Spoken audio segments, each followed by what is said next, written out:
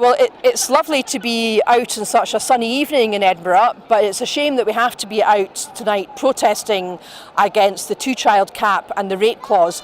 Well more than a year since Alison Thewlis, my colleague at Westminster, first spotted it in the small print of a Tory budget. Very glad to see such a huge demonstration today and so many people still coming along 1 year after the rate clause came into force to show their opposition to this vile and despicable policy. The UK government have never been able to justify this policy, and we saw that this week with Esther McVeigh's pathetic attempts to say that the rate clause was somehow double support for women and that gives them some kind of chance to talk about the most appalling and disturbing experience of their life.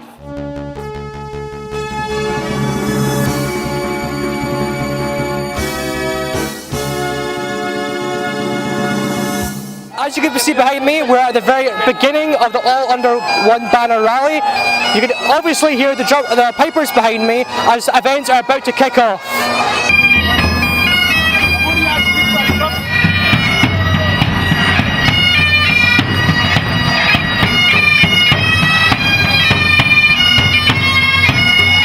It's time to aim high, look resolutely outwards, and never, ever accept second best. Above all, it's time to believe that we can. We can build that better country we know is possible. And friends, we will. If you enjoy watching our programmes, please help us to be Scotland's independent broadcaster by signing up to become a Broadcasting Scotland supporter.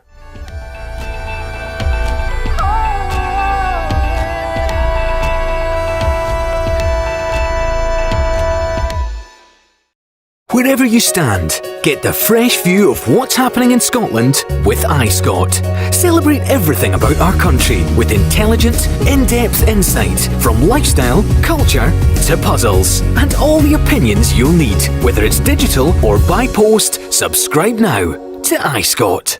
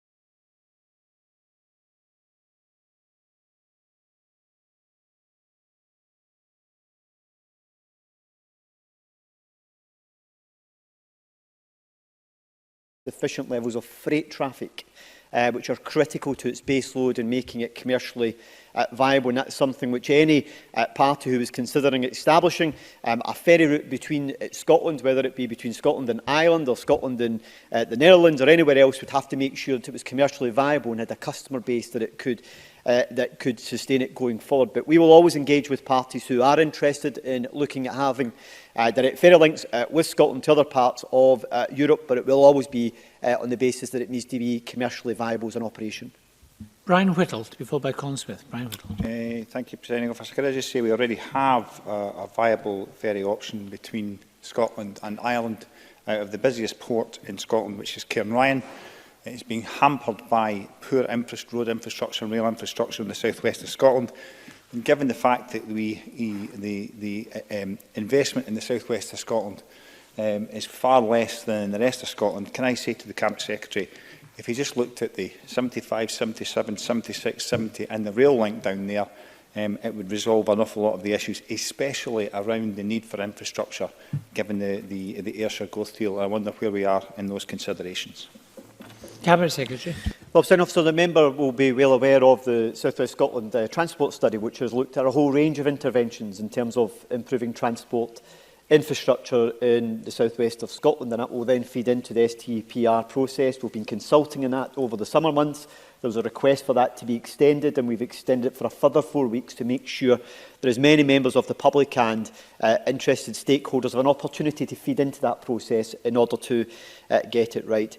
I don't accept his characterisation as that we prioritise other parts of Scotland over that of the southwest of Scotland. For example, we have the work that's presently been undertaken to create the Mabel bypass, which is a very good example of infrastructure investment going into the southwest of Scotland. But it's important to make sure that the decisions that we do make around where our priorities for transport investment should be going forward, whether that be road, rail, bus or any other type of active travel measure, that we go through an evidence-based process to make sure that we make the right type of intervention to support the local area going forward. And that's exactly what the South West of Scotland Transport Study is about, and how that will then feed into the process through the STPR2, which will ensure that we make the right types of interventions to deliver the right type of transport connectivity to all parts of Scotland. Colin Smith. Thank you, Presiding Officer. The Government's programme for government gives a welcome commitment to decarbonise Scotland's passenger rail services by 2035, but the Cabinet Secretary will know that only diesel trains run on rail routes on the ScotRail network in Ayrshire and other parts of South West Scotland, such as Dumfries and Galloway. Does he therefore agree that consideration should be given to full electrification of those routes to deliver the faster, better, more sustainable rail services for passengers in South West Scotland, not least to support those ferry ports in Cairnryan? Cabinet Secretary. Presiding Officer, it's important we do take an ambitious approach to decarbonising our rail network, which is why I do welcome the members' comments in relation to the ambitions we've set out in the programme for government in this particular area. However, the member will also be aware that there are significant technological advances taking place in the form of propulsion for trains. So, for example, electrification is the option which we choose primarily at the present time, with almost 70% or over 70% of all daily passenger journeys now taking place on electrified routes in Scotland.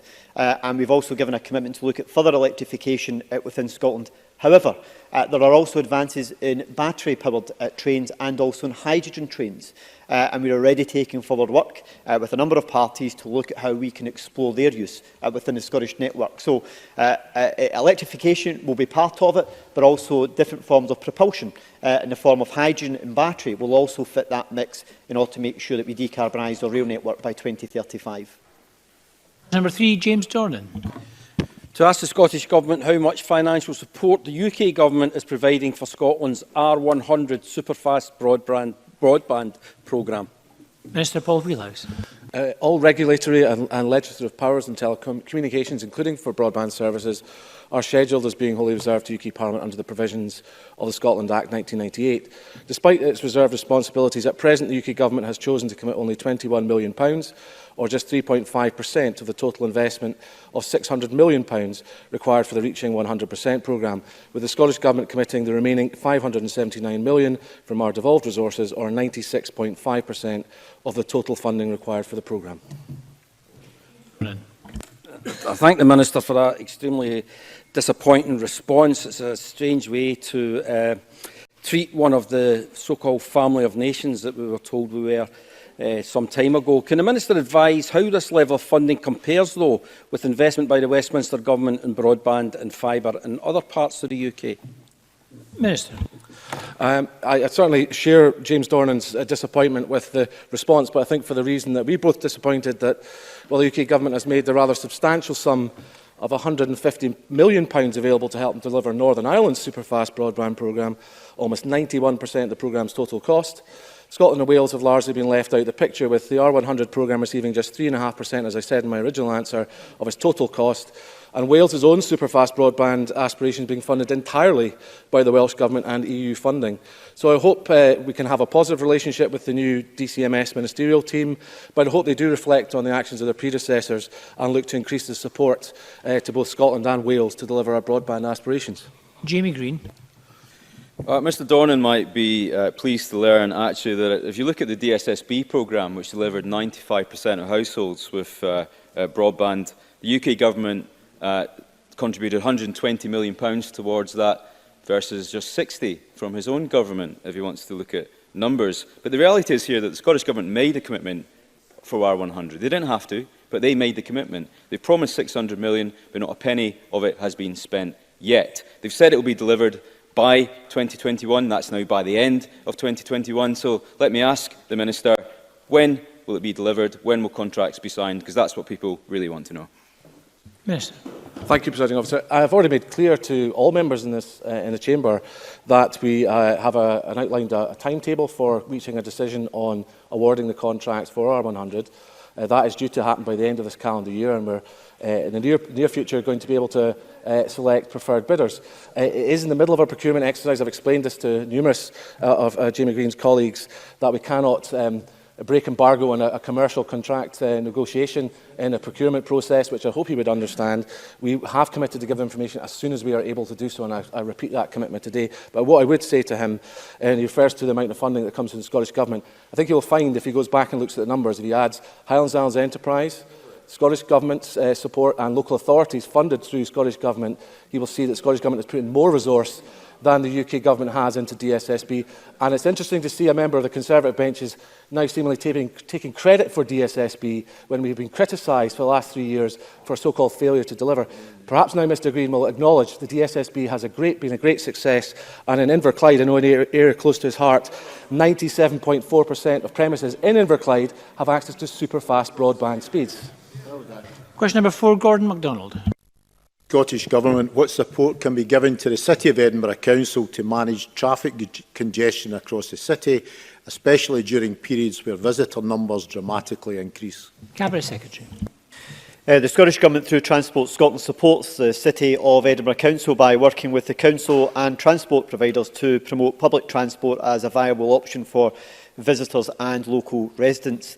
The recently announced significant new funding to improve bus priority infrastructure will also support local authorities to tackle the impact of congestion on bus services. However, the tackling of traffic congestion is the City's responsibility. They have a duty under the Road Scotland Act 1984 to manage local roads and duties under the Road Traffic Regulations Act to secure the convenient and safe movement of traffic through the city. Gordon MacDonald. I thank the Cabinet Secretary for that answer, and I'm sure the Cabinet Secretary supports the ambitious plans that Edinburgh has to tackle congestion, including plans to introduce low-emission zone, the city centre transportation project, and plans to extend the existing network of park and ride facilities across the city. But what can the Scottish Government do to support that extension of the network of park and ride facilities, like the one at Hermiston in my constituency? Cabinet Secretary. Presiding Officer, I do recognise that the Council do have very ambitious plans in order to improve the issue of tackling congestion within the city centre, and also to improve public transport infrastructure within the city overall. And some of the funding which is coming through the City deal is assisting that, alongside some of the funding which has been provided recently for Edinburgh for the George Street project through the active travel budget, in order to help to improve transport infrastructure in the city too. What I can say to the member is that park and ride facilities are extremely valuable, and it's important that the city look at how they can develop them going forward.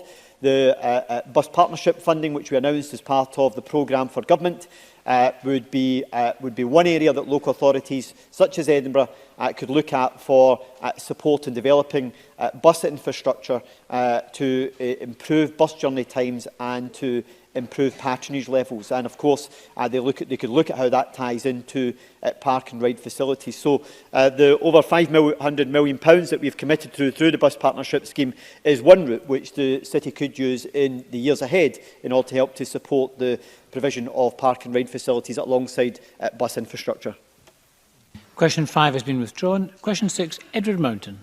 Thank you, Presiding Officer. To ask the Scottish Government when Inverness Airport will have a railway station. Cabinet Secretary. Presiding Officer, the Aberdeen to Inverness Rail Improvement Project is delivering the infrastructure to facilitate a new station at Dalcross, which is being progressed as planned by Network Rail and on behalf of Scottish Ministers. We expect the project to be completed on schedule in the first half of Rail Control Period 6, which runs from this year to 2024. Transport Scotland will be in a position to confirm the starting and opening date once Network Rail has completed its feasibility work and third-party funding has been secured. Edward Mountain. Thank you, the Cabinet Secretary, for his answer. I just remind the Cabinet Secretary the planning permission is about to lapse because it should have been built already.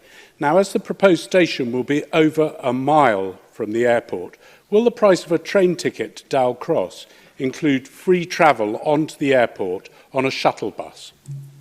Cabinet Secretary.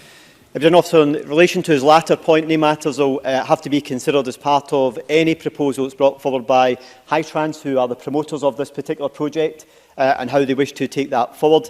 And on his initial point in relation to planning, the reason that the new planning application has been made is not because of it lapsing, but because the railway station will have 2 platforms and a turning loop, which is double the size of what was originally intended, which I'm sure the member will welcome. This is all part of, Presiding Officer, some £330 million which we're investing in rail infrastructure in the north east of Scotland. We've already saw the provision of the new train station at Forres, and I also was able to visit the good progress that's been made with the train infrastructure investment that's been taken forward in the area at Contour, with the new station in an advanced stage and should be open this year. So I'm sure the member will welcome the very fact that we're making such a very significant investment into rail infrastructure within the north east of Scotland, including the train station which the member made reference to, which I've no doubt the people of the north east will very much welcome. Question number 7, Rachel Hamilton. Officer, to ask the Scottish Government how it manages increased passenger numbers on public transport during major events. Cabinet Secretary. Transport Scotland works closely with public transport providers and relevant stakeholders, helping to ensure that public transport provision for major events reflects anticipated demand and that disruptive impact on business as usual travel are mitigated where possible. This work is reflected in groups which bring together various transport providers operating across a range of modes, including bus, rail, taxi, to discuss these issues and to make sure that they address any challenges identified. Through these groups, partnership working is taken forward in a number of areas in order to look at how they can improve transport provision for major events. Rachel Hamilton. I thank the Cabinet Secretary for that answer. As you will be aware, the widespread disruption on ScotRail on the 24th of August coincided with various major events in Edinburgh. And this also caused chaos to my constituents, and they faced very expensive taxi journeys home because of it. Others were forced to squeeze on just to 2 carriages. And I will quote one rail traveller who said, "The train was dangerously overcrowded and somebody could be seriously injured." I would like to ask you 2 questions. How will the Transport Secretary ensure during major events that proper planning and preparation to anticipate this demand is executed to avoid that overcrowding, because it's clearly not happening now, even with those focus groups? And the second question is, what is the Scottish Government's opinion of whether Haymarket and Waverley should simultaneously remain open during multiple major events, which we've read about in the news today? Cabinet Secretary. Sign off, so the member raises a very reasonable point, because what happened on the 24th of August is unacceptable and is a matter which we are considering very seriously. And I've made it very clear to ScotRail and to the other agencies that what happened on the 24th is unacceptable. In relation to the very points which the member made, as you'll be aware, there is a review being undertaken at the present time within the rail industry in order to identify what went wrong and what actions could be taken to prevent the type of difficulties which were experienced on the 24th of August. I will see the details of that particular review once it's been complete, and then to look at what action will be taken in order to implement any recommendations that come from that, in order to look at how we can deal with these issues more effectively. Having said that, I think it's important to recognise that across the board, our transport network, it does plan and manage major events well. For example, the Commonwealth Games is a very good example of where it was managed well. And we have major events that take place across the country at various times, and by and large, they are managed well. However, there's a number of factors relating to the events on the 24th of August that need to be addressed. The member made reference to the issue of 2 stations, whether the Haymarket station should be closed and the possibility of putting all passengers through Waverley. It's quite a common approach that is used within other parts of the UK, that the train station which is closest to the major event is actually closed in order to actually have a queuing system at a train station further away to manage the crowds more readily. However, before we even get to that particular point, there is a wider issue which I believe also needs to be addressed. The wider issue that needs to be addressed is the issue of having a major rugby international match on the same day as the end of the festival, at the same time as Hibs playing at home, at the same time as an English bank holiday where visitor numbers would have been higher in Edinburgh as well. And there is always going to be an element where the system can only manage so much of these things. So there's a wider issue that needs to be addressed about how we make sure that when it comes to managing these major events, we look at the wider issues that have to be addressed as well. And after the review has been carried out by the rail side of things, I want to also look at that wider issue around how these issues are managed in the decision-making process within that, and that Transport Scotland officials have already engaged with Edinburgh Council and other parties on that in order to explore that issue and going forward as well. So it's important we take the matter seriously and we get to the bottom of it, but we also look at the wider issues to make sure we're managing these issues more effectively going forward. Thank you very much. And that concludes portfolio questions. We're going to move on now to the next item, which is a statement by Joe Fitzpatrick on tackling drug-related deaths. And the Minister will, of course, take questions at the end of his statement. I would encourage all members who wish to ask a question to press their request to speak buttons. And I call on Joe Fitzpatrick. Officer, my statement today provides an update on the action we're taking to tackle the continued rise in drug deaths in Scotland. What we face is a public health emergency. The latest figures show that 1,187 people lost their lives due to drug use in 2018. Each and every one of those is a tragedy for the individual, for their family, for their friends and communities. I'm sure I speak for the whole Chamber in sending my sincerest condolences to all of those who have lost a loved one. Last month, NRS also published the annual review of demographic trends, which showed that life expectancy improvement have stalled in Scotland. Drug-related deaths have been highlighted as one of the reasons for this change. Both of these reports put in stark reality the effect that drug use has on the population of Scotland. Presiding Officer, September the 1st marked International Overdose Awareness Day, a day which has come to be an all too painful reminder to many across our country in recent years. To mark the day, I attended an event hosted by Addiction Dundee, where I heard directly from a range of people who have been affected by the loss of a family member, friend or loved one from substance use. I know that members across the Chamber also attended events around the country, and we are all indebted to the courage of those who spoke. But the deaths caused by substance use are avoidable. This Government, this Parliament and the nation needs to work together to address this emergency. I am determined that we will continue to do all the things that we can with the powers that we have, and will continue to press the UK Government to work with us on those vital issues to deliver change. Today, I am asking for the continued support of Parliament for the actions we are taking. and support in particular for the new task force. There is no one easy solution. We need to look to the evidence to see what has worked both internationally and closer to home. For example, we know that having individuals engaged with treatment services can have a protective effect, so it is vital that we do all that we can to increase the number of people engaging with services, particularly those most at risk. We also know from the evidence that opioid substitution therapies can save lives, reduce the risk of lethal relapse, improve quality of life and reduce crime. We need to do more to ensure that its use is not further stigmatised, but also that we make it easier for those who need it to have access to it.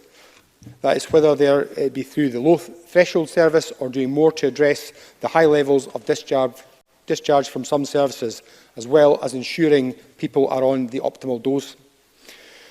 The new task force will have a central aim of identifying measures to improve health by preventing and reducing drug use, harm and related deaths. The task force will also examine what other factors are key drivers of drug deaths and advise on further changes in practice or in the law that could help to save lives and reduce harm. I've asked Professor Katrina Matheson, an internationally respected expert in addiction studies from the University of Stirling, to chair the group. In addition to Professor Matheson, there will be representatives on the task force from Police Scotland and the Crown Office, but also from RCGP, Community Justice Scotland, the Chief Medical Officer, the Chief Social Worker, amongst others. The task force will also include the voices of lived and living experience, both from an individual in recovery perspective, but also from the perspective of family members. This is an integral part of the work, and having that input into the meetings will be invaluable. I met with Professor Matheson this week to discuss with the upcoming work ahead of the first full meeting of the task force, which will take place on the 17th of September. One thing that we are both clear on is that this group needs to identify areas for change or improvement quickly, rather than meet for months then issue a final report. Instead, we need action soon. As well as setting up the group, there has been a significant amount of activity going on. For example, Professor Matheson has begun to take on additional engagements in her new role, including engaging with the Chief Pharmacist to discuss the stocking of naloxone in pharmacies, and also introducing a community recovery event in Kilmarnock aimed at developing evidence at a community level. There is much that is ongoing which will also make a difference for those living with problem substance use. For example, we published a new alcohol and drug strategy at the end of last year, and the approach taken to see substance use as a public health issue and the importance of recognising the rights of those people impacted has been broadly welcomed. The rights-based approach, as set out in the strategy, has been taken up by the Scottish Recovery Consortium, who have been exploring just what taking a rights-based approach to recovery means. In July, we will publish a partnership delivery framework which sets out In July, we published a partnership delivery framework which sets out a shared ambition across local government and Scottish Government that local areas have specific arrangements around substance use in place. Furthermore, an action plan setting out how we in Government, in collaboration with a range of partners, will deliver on the remaining commitments in the strategy. We'll be going out for further consultation on that with our alcohol and drug partnerships in the coming weeks for publication in October. We'll also shortly be consulting on a workforce development framework developed alongside the Scottish Drugs Forum, which will support the workforce to better identify and support people who experience alcohol and drugs problems. In August, the Dundee Commission, looking specifically at drug deaths, published its findings. Prior to its publication, I met with the chair and authors of that report to discuss how we can enact some of the recommendations from it. Over the summer, I also gave evidence at Westminster to the Scottish Select Affairs Committee, their helpful and wide-ranging inquiry into problem drug use in Scotland.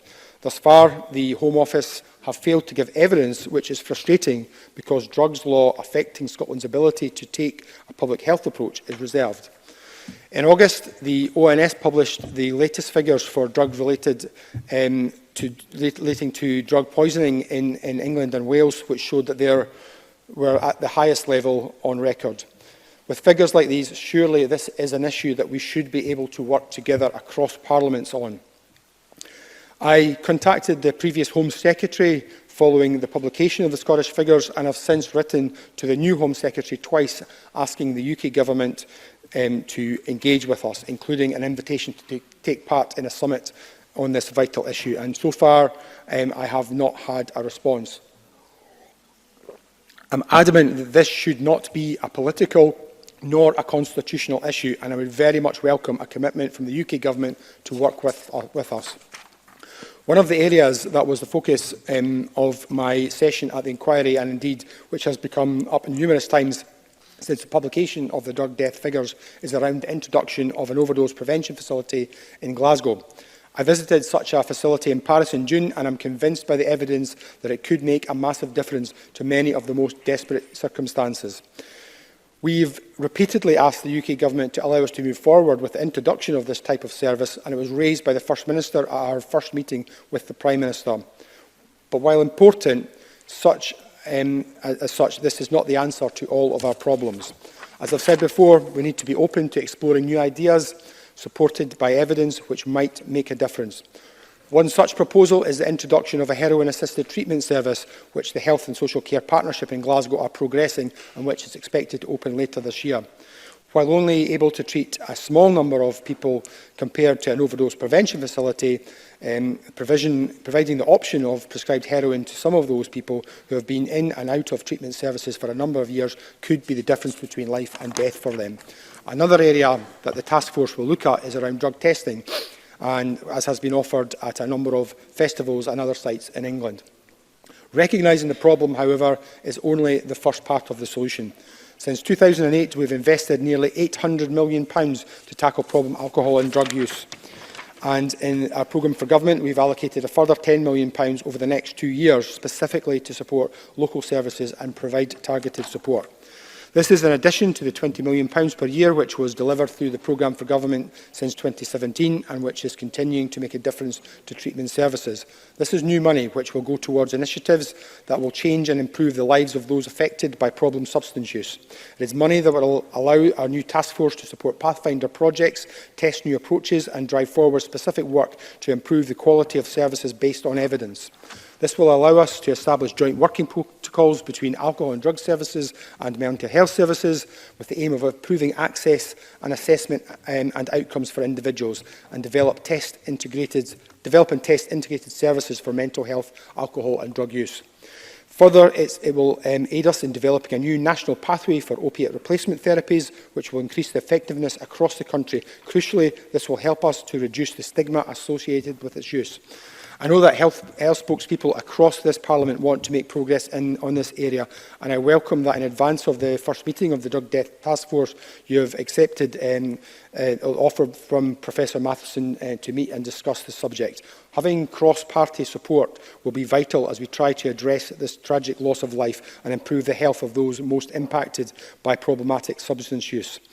I'm committed to working across the chamber, and I hope that spokespeople can make a similar commitment to work with me as we seek to make a real difference to this vulnerable section of society. I'll finish today by reminding members of an upcoming event. September is International Recovery Month, and as part of that, the Scottish Recovery Consortium and their friends and partners organise a recovery walk.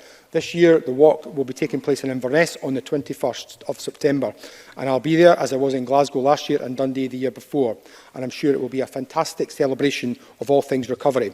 Part of the day also includes a roses ceremony to commemorate each of those lives lost to substance use in the previous year. This is a particularly poignant moment that visually representation of the scale of loss sits heavily with me. I'm determined that I will do everything I can to reduce the harms associated with substance use, and I call on everyone across the chamber to join with us to help save lives. Thank you.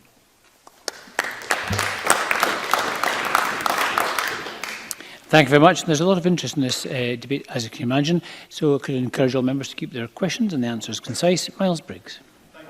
Officer, and I'd like to thank the Minister for an advanced copy of his statement.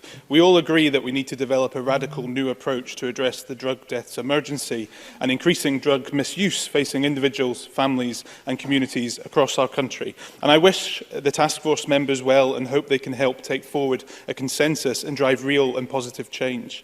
Families and people with lived experience want to be directly involved in the work of the task force, and I have concerns that to date we've seen limited scope for their involvement. I visited the Lockheed Hub in the Public Health Minister's constituency during recess and was told by drug service workers and users about cuts to drug education projects in primary and secondary schools in Dundee. This public health emergency needs cross-ministerial and cross-governmental department working to develop the radical new approach which we all want to see. If that doesn't happen, then ministers will not turn this national emergency around. Can I therefore ask the Minister, why in his statement is there no mention of education and prevention? Can he assure me that this will be a priority? And will the Minister also agree to monthly meetings with health spokesmen to make sure that the work of this is taken forward? Minister. Thank the member for his comments and his good wishes to the task force, because I think that is crucially important, and I also thank him for the tone of his questions. I think there were three main points which I'll try to address as briefly as I can, but there were substantial points. I think the first point that the member made was hugely important in terms of lived experience, and I'm absolutely clear that at the heart of the task force has to be lived experience, both lived by individuals themselves, but also by family who've been affected. And so you'll see from the task force, which I think spokespeople have, it's now published on the Scottish Government's website, that there are specifically people from both those groups in order to, but their role is not simply to be the token person. Their role, I hope, will be to make sure that we are managing to reach out and get that wider voice. And I think it's worth saying that it would be impossible to get everyone into a room that could add value to the task force.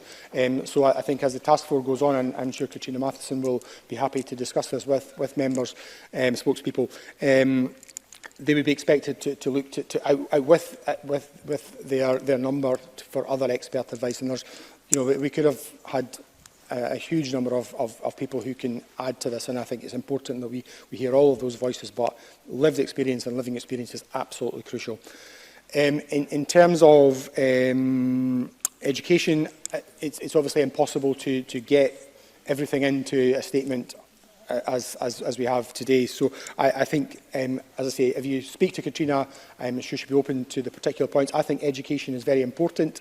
I think one of the things that we're seeing is that we're actually doing quite well there. So levels of drug use across Scotland in younger people remains relatively low, but it does appear that there's anecdotal evidence that perhaps there are areas where that's not the case, and we need to be mindful to make sure that our education is as up to date as possible. I think that's partly why I am supportive of the principle of moving to having some sort of a drug testing system in order to make sure that the information that we're giving people is as good as possible. And I'm sorry, I've forgotten the third point, which is probably too much, but I will. Monthly meetings, I think that's a great idea. If spokespeople are up for that, and we can discuss how we take that forward. But yeah. Thank you. Monica Lennon. I thank the Minister for advance sight of his statement and for his time over the summer recess when we met to discuss the seriousness of the drug death crisis that is gripping Scotland. This is a public health emergency. Those who have died are not statistics to be debated. They are human beings, mums, dads, sons and daughters, brothers and sisters, our friends, people who are gone forever and people we should have been able to save. So I am glad that the Minister acknowledges that these deaths are avoidable. There is a lot to welcome in today's statement. However, since the 2018 figures were published in July, we have to accept the reality that things are getting worse instead of better. So whilst we welcome the establishment of the task force, I repeat the question I asked the First Minister on Tuesday. Will the Scottish Government legally designate a public health emergency the way they would with any other major event that was causing such a huge loss of life under the existing powers that they have, so that they can compel every public body, health boards, councils, the police, everyone on the front line to take the urgent and bold action now that we need to take to save lives? Minister. Again, thank Monica Lennon for the constructive way she has approached this subject. It is clear from all of the spokespeople that this does indeed go beyond normal party politics, and I appreciate the way that that's been taken forward. She's absolutely right in terms of the lives lost and how important it is for us to remember that each individual, there's a big number there, but each individual loss is an individual tragedy. In terms of a public health emergency, I think, and using some legal levers, I think This is an emergency, and it is a public health emergency, so that is a fact. And the suggestions around all of our public services working together, that's central to the strategy that I launched last November, and you know, that's exactly why we want to do that, and that's why the action plans that we have are about making sure that our services, rather than putting people into boxes, as in somebody who requires a housing problem, somebody who has a substance misuse problem, somebody who has a mental health problem, that we bring all that together in a more intricated way and look at the person and all of their needs. I think that's crucial. The idea of being able to use some sort of legal power, I think that comes from Canada, where I think it was British Columbia was able to effectively press a legal button, which meant that the Canadian federal government had to take particular actions based on that. Unfortunately, that button is not there. If there's any suggestion, and I genuinely mean, if we can sit down, if there's a legal mechanism that I can press a button in order to make the UK government respond in the way that the British Columbia government were able to make the Canadian government respond, I can assure you I'd press it. I would press it. We should be able to press it. So I'm happy to engage with Monica Lennon on that in the constructive way that she has engaged with me. Alison Johnson, to be followed by Willie Rennie. Thank you. Drug deaths are avoidable, yet Scotland now has the highest rate in the EU. So the government's recognition that this is a public health crisis is welcome, as is the consensus that we need to act together cross-party, cross-parliament. I'd like to ask what steps the Minister can take to ensure that community practices who really know what they're doing, like the Edinburgh Access practice, have got the capacity and the resources they need to ensure they can continue to deliver the fabulous help that they provide. Sometimes it's too difficult for people to get onto the programmes they want to, or they're on them for a very short time. So what action will the Minister take to ensure they can do the best they can, because they do a great job? Thank you. Minister. Thank the member for her question, and also thank her for raising the work of the Edinburgh Access practice. It's a practice that I visited around Christmas, New Year time. They do some fantastic work, and they're staffed by some amazing people. I think in the past, I think we've perhaps talked a little bit too much about looking to find new innovation, and so which is why I've been clear in my statement that as well as looking at the best international evidence, we need to look closer to home as well. So where there is good practice here, which perhaps needs a bit of support, then I think we've been clear that the additional money that's been funded would be available for that as well. But I think one of the things that I was at the North East Hub, Recovery Hub in Edinburgh this morning, and one of the things that we were talking about was, you know, there is lots of pockets of really good practice across the country, and maybe we need to think about how we can facilitate some of that practice, getting together and being able to share that best practice. And you know, that doesn't necessarily then require money. It's about sharing ideas and I guess helping people to realise that they are part of a much bigger campaign and fight against the drug deaths. So I think we should do what we can to facilitate that. Willie Rennie, to be followed by Emma Harper. The Minister just talked about international evidence, and I would encourage him to ask the task force to look at the Portuguese model, which is actually trying to get it on the basis of treating it as a health issue rather than a criminal issue. And they've had some success in that regard, because we are clearly failing when 50% of those leaving Adwell test positive for illegal drugs. That's a system that is clearly not working, and this is harrowing stuff, with a large number of deaths. So will I urge the Minister to look at the Portuguese model, and if it requires UK-wide action on this, that's exactly what we should be asking for, because the current drugs policy is clearly not working. Minister. Thank the member very much for all of that contribution. I certainly think this is an area we should be able to work across the two parliaments with. I think if we look at Portugal, we see a country which 20 years ago was on a trajectory to have similar levels of drug deaths as Scotland now has. And they took a bold decision, a decision that no other country in Europe was in a position to take at that time. We've taken a bit longer to come to the idea that we need to deal with this as a public health issue, which is effectively what Portugal did 20 years ago. I wouldn't for a second suggest you could just take what has been done in Portugal and import it to Scotland, but I do think that we need to start looking at this across these islands as a public health issue, and I thank the member for not making this some sort of constitutional issue. We just need to make these changes however it happens, and if the UK government won't help us do that, then then I'm absolutely delighted to work with Willie Rennie to find other ways for us to achieve that. The most obvious way would be to give this Parliament the powers to do that, and that's not any kind of constitution. It's just, can we just get on with it, because we have got an emergency here in Scotland. Emma Harper, to be followed by Brian Whittle. Can I ask the Minister to provide further detail on the commitment on page 102 of the Programme for Government, which states that a national pathway for opiate replacement therapy will be developed?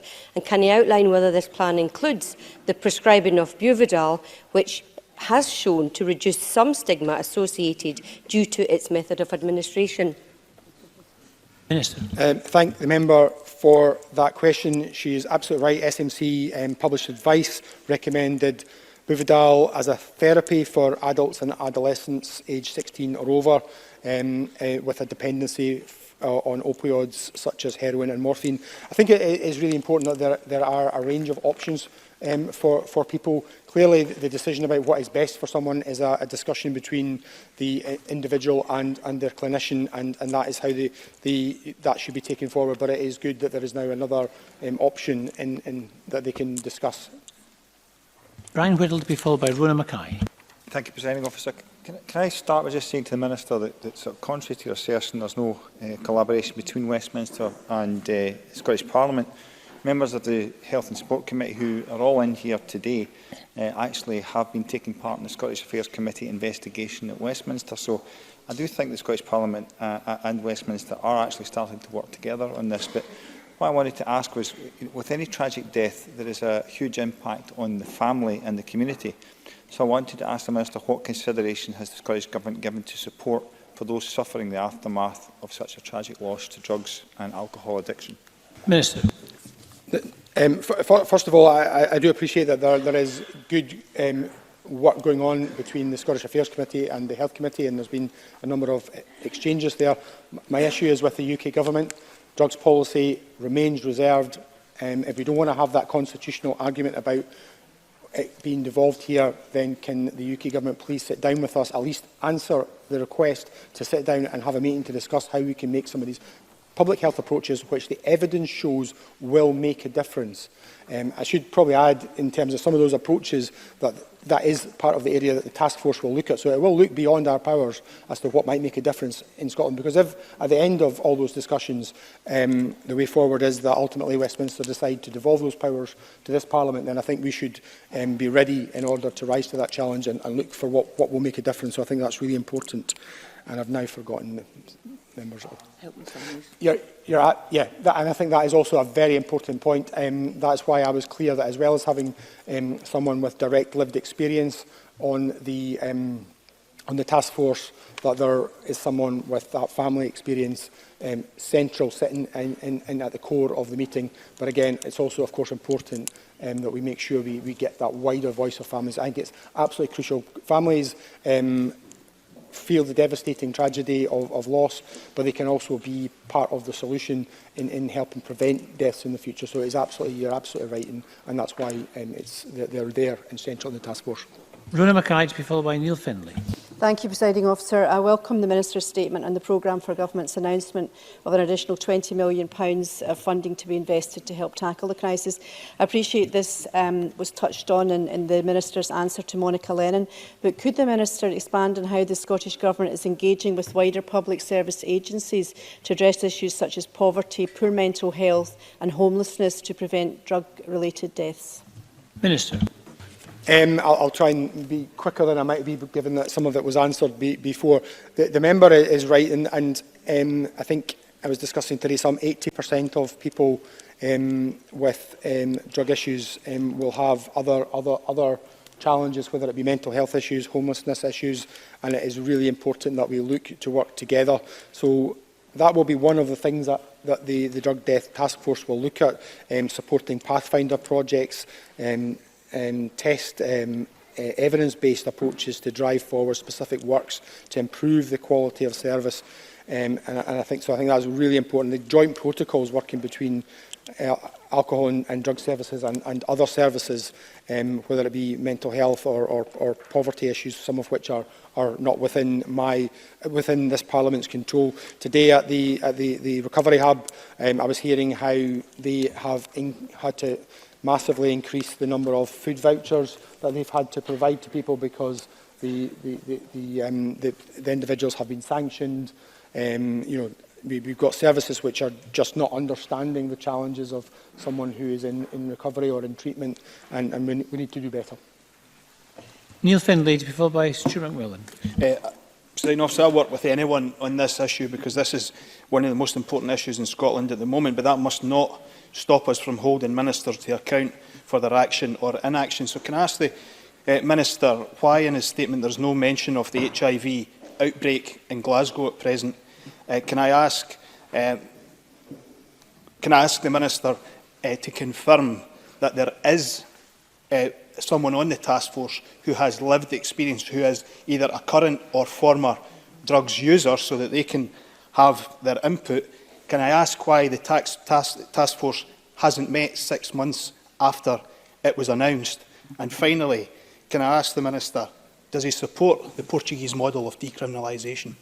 I think the Minister's answered some of those questions. I think some of these questions have already been answered, but I think given that Mr Findlay has specifically asked again about lived experience, I think it's one of the most important things, because it's so I can't say it too often. I don't think it would be right for us to be developing policies without that lived experience. So yes, there is someone with lived experience on the task force, and not only is that centrally on the task force, but my expectation is, and I know Katrina Matheson has already started some of this work, to look at how they can get a wider view of that lived experience, because it is hugely important. I wish everything that's going on in my portfolio I could include in the statement, but it would have been maybe a whole afternoon statement without time for questions. The HIV outbreak in Glasgow is just one piece of the evidence which makes the compelling case for an overdose prevention facility in Glasgow. It's absolutely overwhelming. The evidence is overwhelming that this would be something that would save lives, and that is one of the, unfortunately, issues that compounds that. Services in Glasgow are working hard to work together and working in innovative ways to move out and to outreach, and there's lessons to be learned from Glasgow, the way that Glasgow has approached the HIV outbreak in the rest of Scotland, not just for HIV services, but for managing to provide service to people who are currently harder to reach. So important points, and apologies, there was about 4 or 5, and I'm not sure I can get to them all.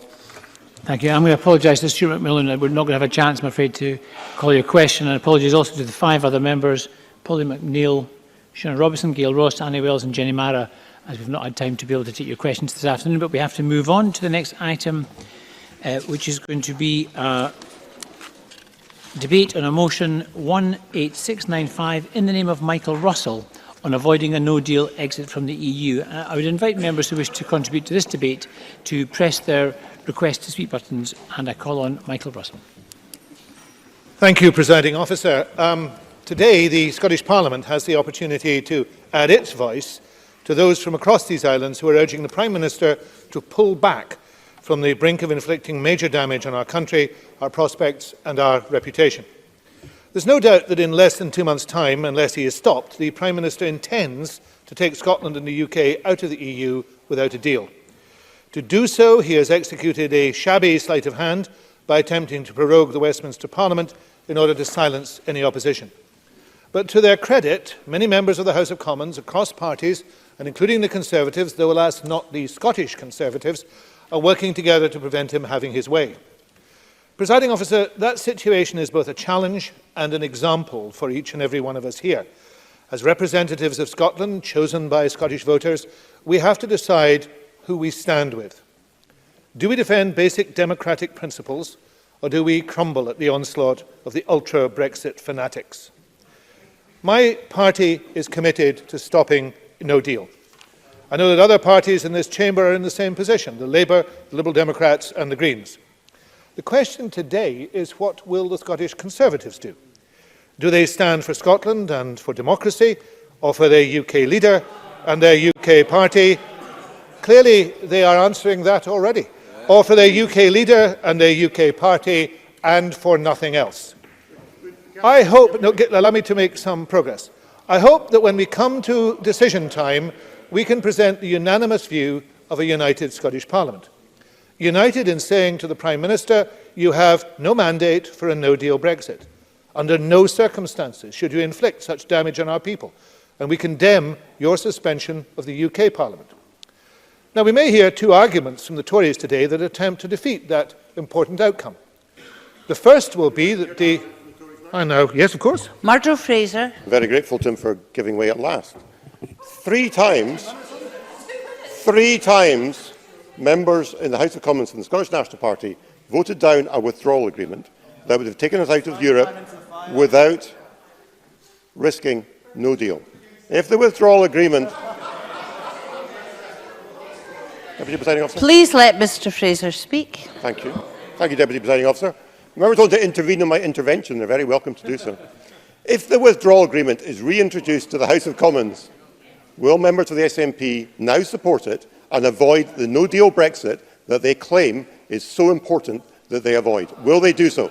Michael Russell. I had, Presiding Officer, anticipated that might be the argument. I shall come to it in just a moment. Let me say, however, that the argument that we would undermine the Prime Minister's negotiating position is the first Tory argument. But let's be clear about that. The Prime Minister may have sent a negotiator to Brussels, but he sent nothing with him on which to negotiate. Because the Prime Minister's attention is non-negotiable.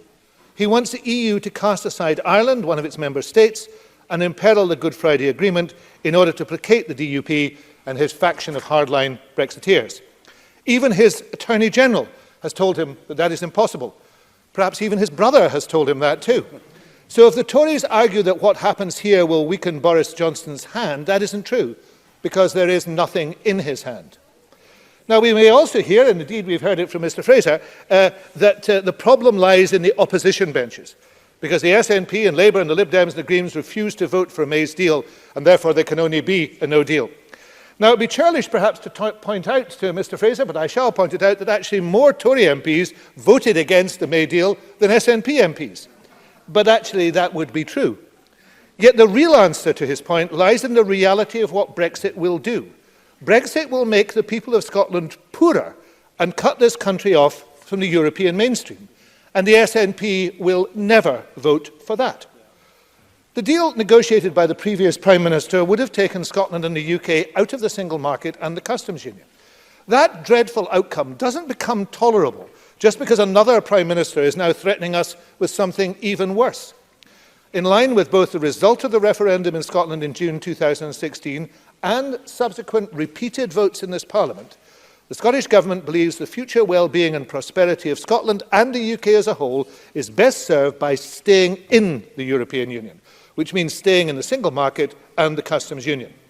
We did argue, of course, in Scotland's Place in Europe publication in 2016 that a compromise might be found, which would have retained such membership of the largest and most lucrative market in the world, which provides Scotland's businesses with unrestricted access to over 510 million people. And others took that stance too. Indeed, in this chamber, the week after the EU referendum, Adam Tompkins said this: leaving the EU's political institutions does not mean that we have to leave the EU's single market, for there are several countries, including Norway, that have just such an arrangement. Now, I agree with Mr Tompkins. The EU's four freedoms, the free movement of goods, services, capital and people, have for decades brought huge advantages to Scotland. Inward migration has made an overwhelmingly positive contribution to our economy and society. If the number of EU citizens coming to live in Scotland halves, the projected growth in the working age population of Scotland would be reversed. In our health and social care sector, we will simply not be able to care for our sick and elderly people if we cannot attract and keep the dedicated staff we need, so many of whom have come from EU countries. Our economy and our society have gained enormously from the opportunity, based on shared values, to trade freely with the expansive community of nations on our doorstep. At a time when climate change, tackling inequality and adopting new technology whilst creating future jobs are all key challenges, Scotland is well placed to benefit from and contribute to shared European endeavour. And in a world where intolerance and isolation appear to be on the rise, now more than ever, it's essential we work to further the EU's founding values: respect for dignity and human rights, freedom, democracy, equality, and the rule of law. We must not turn our backs on them.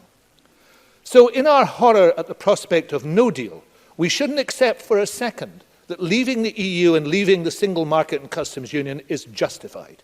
We continue to believe there should be a new EU referendum in which the SNP will campaign for Remain. For any hard Brexit outside the single market and the customs union will be costly and deeply damaging. It's a measure of how awful a no deal would be that the costs and effects of such a chaotic Brexit would actually be even more severe. The UK's government's own evidence tells us that a no-deal exit would result in an economic shock with a significant impact. But in fact, Presiding Officer, nobody knows the full extent of the damage that would result in Scotland's and the UK's interests being damaged, nor how long it would last. We do know it would cause real problems for every citizen in every part of Scotland. And it should therefore be clear to us all that a no-deal Brexit is an outcome which no sensible person could contemplate, let alone actively promote. Now, of course, the Scottish Government has been engaging with all sectors of our society, from exporters and rural communities to the National Health Service and the police, to try and mitigate or manage the worst effects of a no-deal exit. We'll do everything we can to make a difference, but we'll not be able to do everything. In our preparations, we're prioritising activity in areas that will be heavily impacted by Brexit, such as transport, food and drink, medicines, agriculture and the marine economy. We're working with business organisations, local authorities and the third sector. But the stark reality is that the UK is not and cannot be completely or fully ready for a no-deal EU exit on October the 31st or any other date. Moreover, that same UK government is making matters worse by failing to engage with the devolved administrations. In the run-up to 29th March, there was considerable cooperation and consultation between our governments.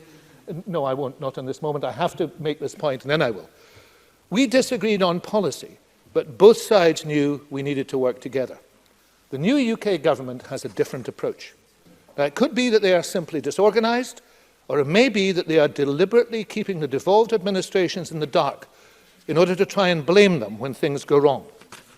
Let me tell the Chamber how difficult this situation has now become. At the end of July, the new UK administration introduced a revised committee structure to oversee EU exit. We were assured that devolved administrations would be invited to take part where the agenda required it, as we had been in the equivalent structures during the May Premiership. We understand that there have now been at least 26 meetings of the new EXO committee, responsible for overseeing preparations for no deal, yet Scottish Government ministers have been invited to only 2. If these meetings are indeed intended to prepare the UK for Brexit, then we must assume that important matters relating to health, justice and public order, immigration, transport and many other areas would be discussed. Yet the devolved administrations have not been asked to take part.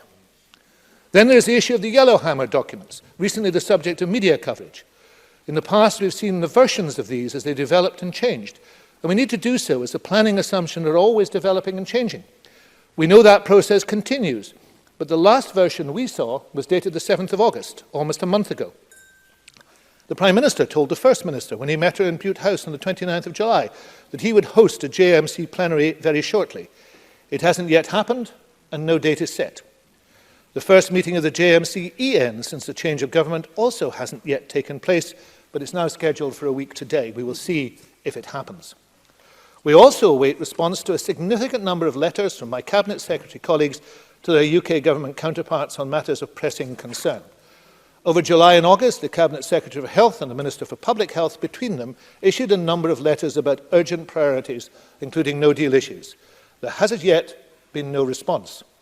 Nor has the Cabinet Secretary for Justice had a response from the Home Secretary about how the UK proposes to manage the loss of access to key EU databases and systems essential to the effective operation of our police forces.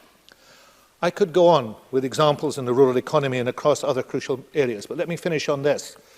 Members will no doubt be aware of the UK government's Get Ready for Brexit campaign. However, details of this campaign, which is running in Scotland, were only shared with the devolved administrations after it was launched by Michael Gove on Sunday. That, Presiding Officer, is the reality about the intense liaison with the Scottish Government the UK Government claims to be undertaken. Presiding Officer, today's motion isn't controversial. Whatever Scotland's constitutional future we believe in, it's in no one's interest to leave the EU in chaos without a deal.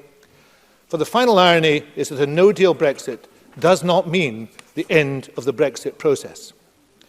The Scottish Tories have certainly been on a journey. Most didn't want to leave the EU. They then told us that the overriding priority was to stay in the single market.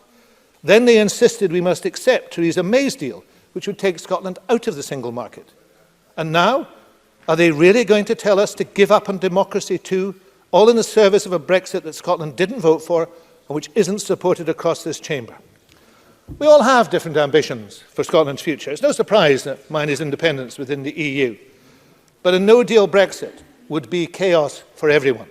It will mean starting all over again from a much worse position outside the EU with all influence gone.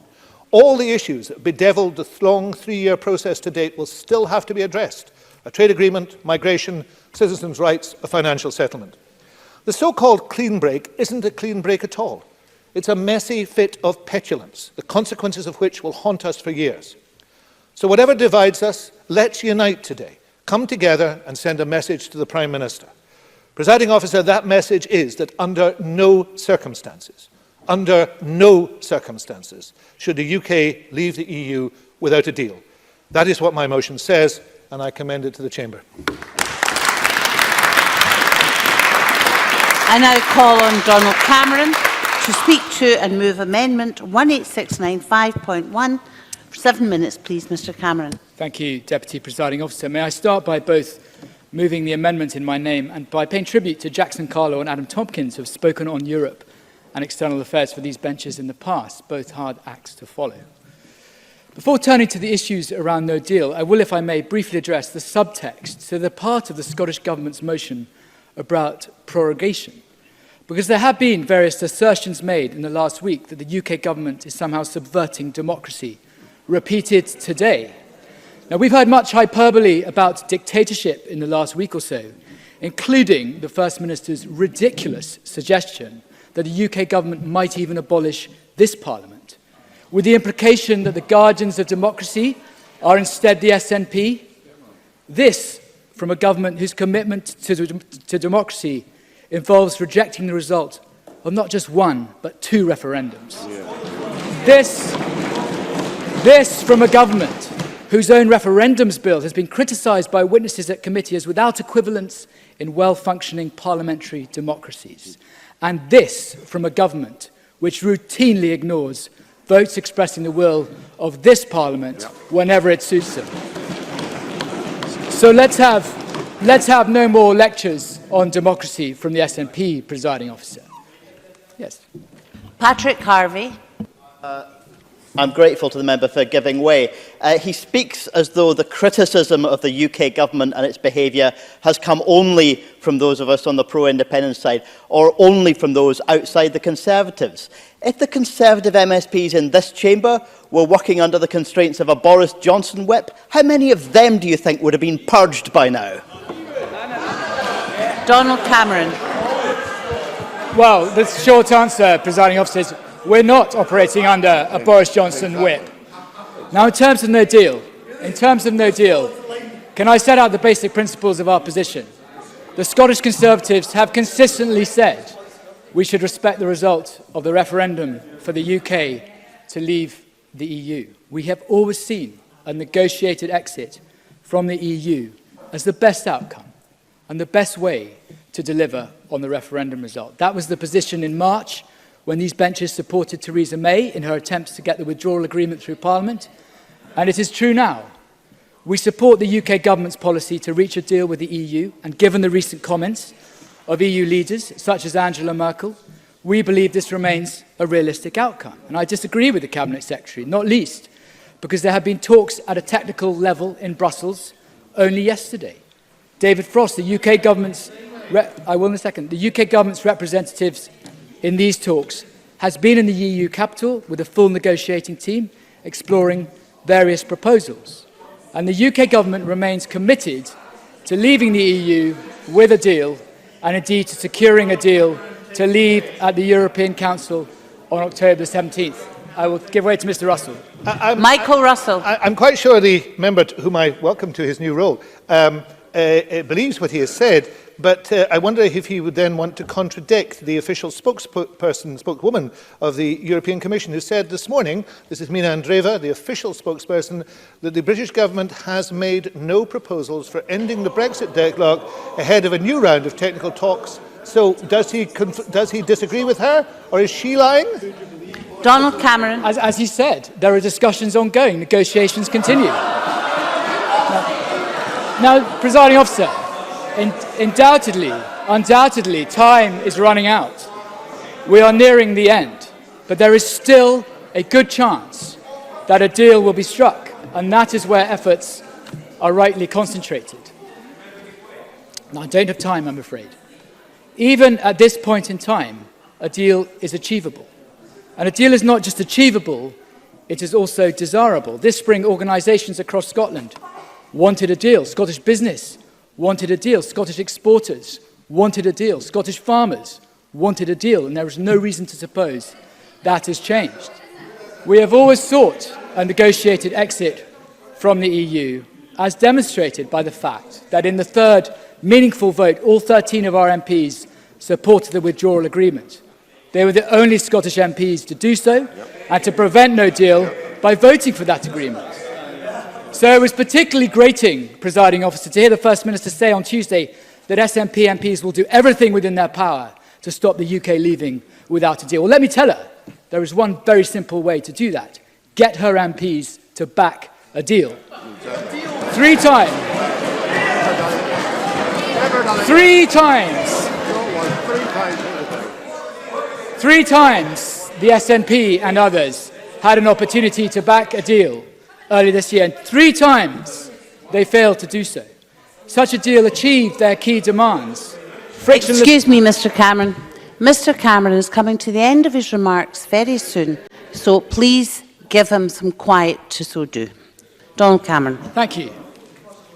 3 times the SNP and others had an opportunity to back a deal earlier this year, and 3 times they failed to do so. Such a deal achieved their key demands: frictionless trade, a transition period, protecting citizens' rights, and crucially, no hard border on Ireland. And by voting against the deal, they bear some of the responsibility for bringing no deal closer. Now, let me turn specifically to the issue of no deal and its impacts. As a party, we have never actively pursued no deal as an outcome in and of itself, although we have always accepted that it is a possibility, and that was made clear in our manifesto 2 years ago. We want to avoid no deal, and that is why we believe we must continue to pursue a negotiated exit. Now, let me acknowledge some of the points made by the Cabinet Secretary about the impact of no deals, and he knows the respect which I have for him on this and other matters, because I believe, speaking personally, and I've always believed that a no-deal Brexit should be avoided, given the effects it would have.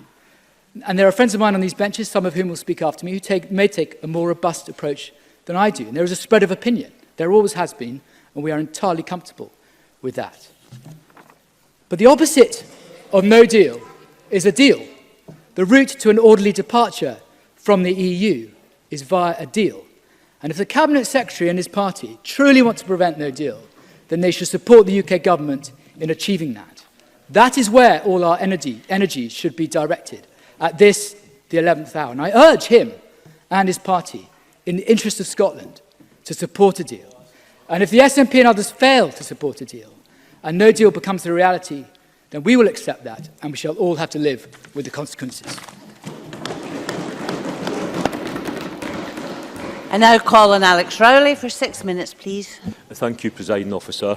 In opening for Labour today, I would like to state our support for the motion brought forward by the Government.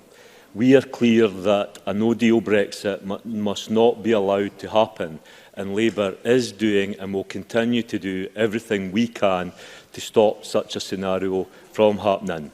We also condemn the suspension of Parliament by Boris Johnson.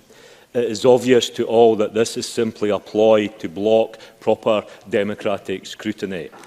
It is it not ironic that the very people who talked about taking back control and restoring sovereignty to Parliament are the very same people who are now shutting Parliament down?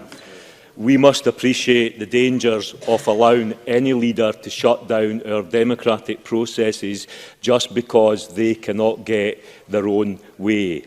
Democracy might at times seem difficult, but we should be clear it is far better than anything I have seen around the world, and we disrespect it at our peril.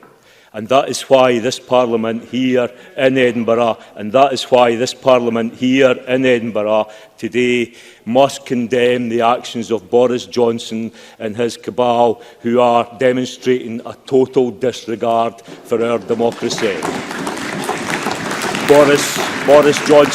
Boris Johnson cannot be allowed to crash us out of the European Union, throwing the country under his infamous Brexit bus in order to pursue an ideological, hard-right project which will only benefit himself and the wealthy donors to the Tory party.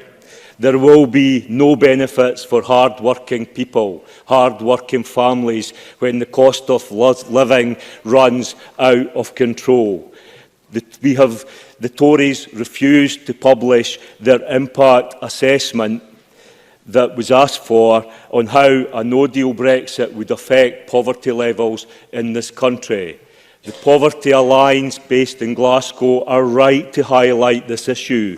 And is it not a scandal that their freedom of information requests were refused from the Department of Work and Pensions, who stated it would not serve the public interest to release that information?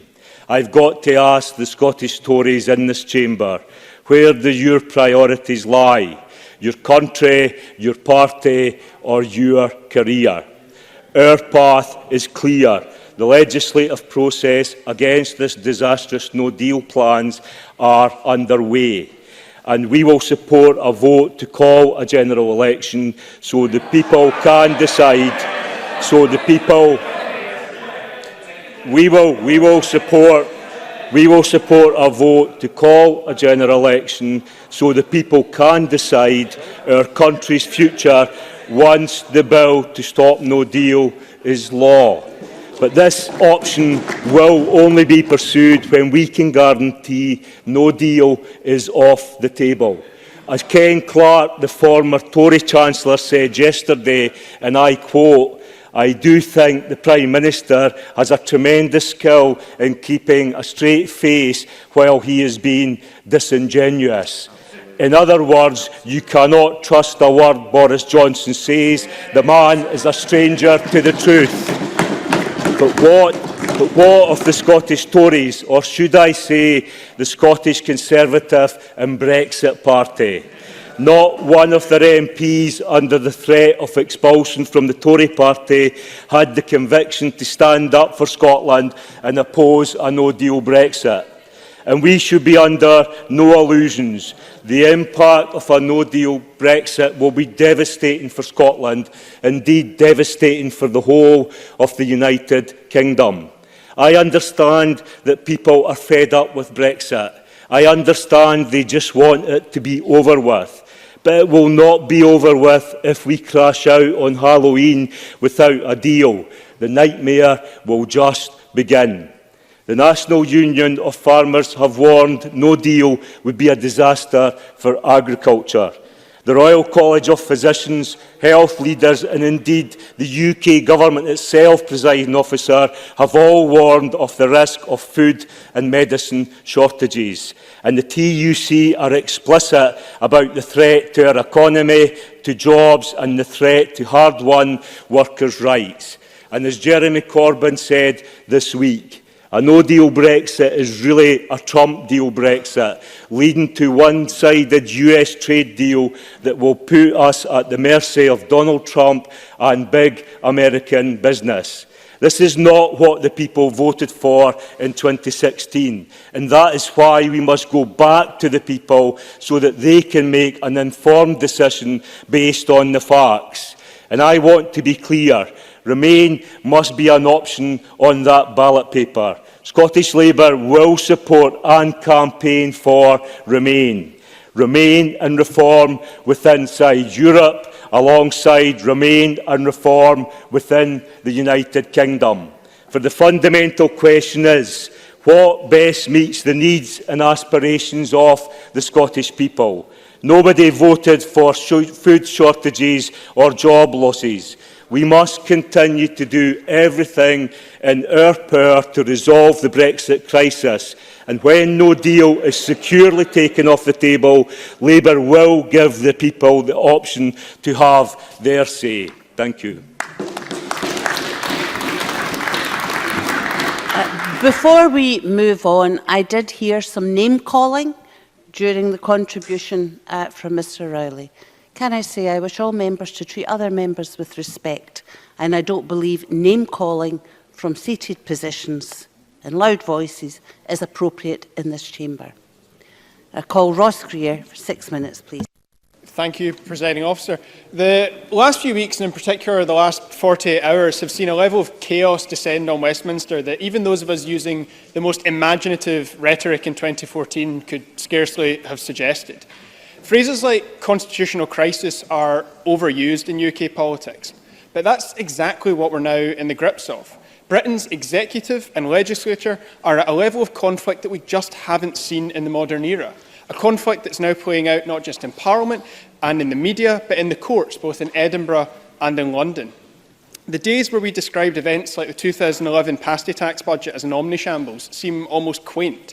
Not because that era of Conservative austerity was anything other than a cruel disaster inflicted on the most vulnerable, but simply because the current Johnson administration has combined every one of the British ruling class's worst characteristics at their most acute moment of crisis. The arrogance, the incompetence, the contempt, and the inability to understand that they can't have it their own way all the time. The failure to understand that this isn't a parlour game being played by old Eton chums. And the tolerance for parliamentary democracy only until it starts to get in their way. The British state and the British political class are tearing themselves asunder. And on one level, I can't pretend to be anything other than delighted that the corporate and populist wings of the Conservative Party are locked in a fight to the death. If only they could both lose, the people of this country would be the real winners. But the decision to suspend the Westminster Parliament in an attempt to force no deal is an affront to democracy. And we now know that this was being planned for weeks while the government were lying in denial after denial to Parliament and to the press. This is the behaviour of authoritarians, not democrats. And it has shown the British Constitution to be wildly unfit for purpose. In what normal democracy can an unelected monarch suspend an elected Parliament on the request of a government without majority support? Though I have to take my hat off to the Brexiteers, by the time this ends, they might have destroyed the principle of parliamentary sovereignty, popular support for the monarchy, and the Union itself. And we see the shameful spectacle of government ministers adopting the language of nationalist authoritarians as they suggest they could ignore laws passed by Parliament. We're faced with a Prime Minister lashing out wildly as he tries to cling on, supported, it appears, to the last by the Scottish Conservative MPs. Yes. Neil Finlay. I think he's making an excellent speech, and I agree with a great deal of what he said. On the Constitution, I think he is right in terms of many of the things he said. But actually, if we look at how the House of Commons operated this week, the House of Commons exerted its power over the executive this week. So in that regard, Parliament worked. My fear is that if we had a situation in this Parliament where the government was doing something outrageous, then that would not prevail. Ross Greer.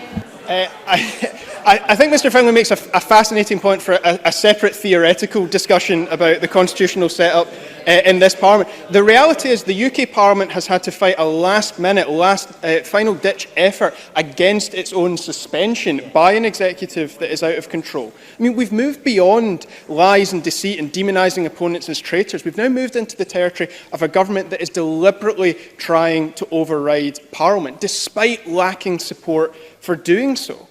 As if this dangerous turn in British politics is not bad enough in and of itself. It's all in pursuit of allowing the UK government to drive the country headfirst into a no-deal Brexit. We've heard many of its predicted impacts already, but it really can't be emphasised enough how devastating this would be.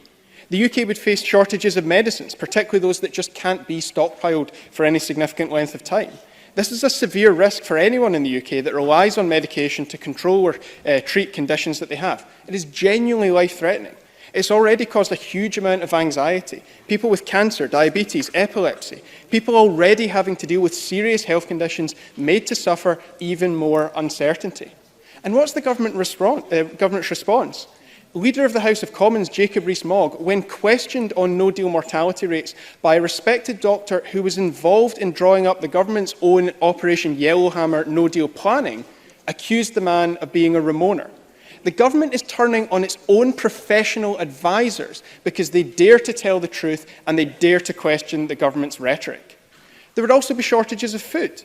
The Conservatives have repeatedly sought to assure us that there would be sufficient food.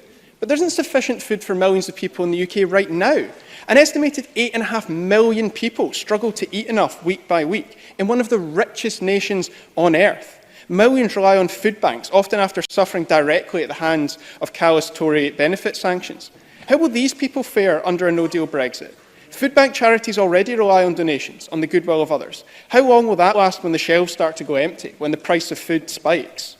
All of these consequences are the result of a government pursuing a policy that they just don't have a mandate for. For the Prime Minister, it's just a means to the only end that's ever mattered to him, staying in power for as long as he can. Throughout the EU referendum, we were told repeatedly by the leaders of the Leave campaign that voting to exit the European Union would not mean leaving without a deal. No-deal Brexit wasn't on that ballot. Now, I commend MPs in Westminster who have fought directly against the UK government's attempts to subvert democracy. I suppose there had to be something that Winston Churchill's grandson and I agreed on eventually. But their efforts to enact a bill prohibiting no deal are vital. Once that's done, I look forward to seeing the Conservatives tossed out of power and the damage they've done to this country reversed, and the final verdict on Brexit being given back to the people in a referendum. Ultimately, though, whatever the actions of the majority of MPs at this moment, the crisis in Westminster has demonstrated that Scotland is not safe in this union. The Greens will work with others and exhaust every option to stop a no-deal Brexit, to stop Brexit entirely, and to rid us of this disastrous government, and to give Scotland the say over our own future that is now so clearly needed. Now Colin Willie Rennie, 6 minutes, please. Donald Cameron seems to be one of the few Conservatives left supporting Theresa May's deal. It wasn't me, Mike Russell, or even Alex Rowley's MPs who blocked that deal. It wasn't us on our own. It wasn't possible for us to do it on our own. It was his own new Prime Minister who blocked that deal, and his colleagues in the ERG. So don't blame us. Blame your own party. The own party which is divided and has divided this country for decades on this issue. You should accept your responsibility for this mess. It will be a useful event for this Parliament to stand together to send a clear message to Boris Johnson that we join people across the United Kingdom who are deeply concerned by the prospect of a no deal. I wanted to believe Boris Johnson was striving for a deal with Europe. Ruth Davidson, last week, I thought she made quite a convincing case that she believed Boris Johnson was striving for a deal. But the Prime Minister has moved. He's moved quite significantly from saying no deal was a 1,000,000 to 1 chance during the leadership contest, now to touch and go. But it's pretty clear, I think, that the Prime Minister's actual goal is no deal. But why on earth would he want such an event? The Yellowhammer reports, his own reports, are very, very clear. Even if only 1/10 of those predictions become true, it will be an enormous hit on the country. Food shortages, lorries backed up at the ports, price rises, medicine shortages. Take Anna Ruth Cockerham from my constituency. She's anxious. She has a chronic condition called functional neurological disorder, which results in chronic pain and seizures. She takes controlled medicine, which can only be prescribed at 28 days at a time. The lack of medication worsens her seizures, and the pain can last for weeks afterwards.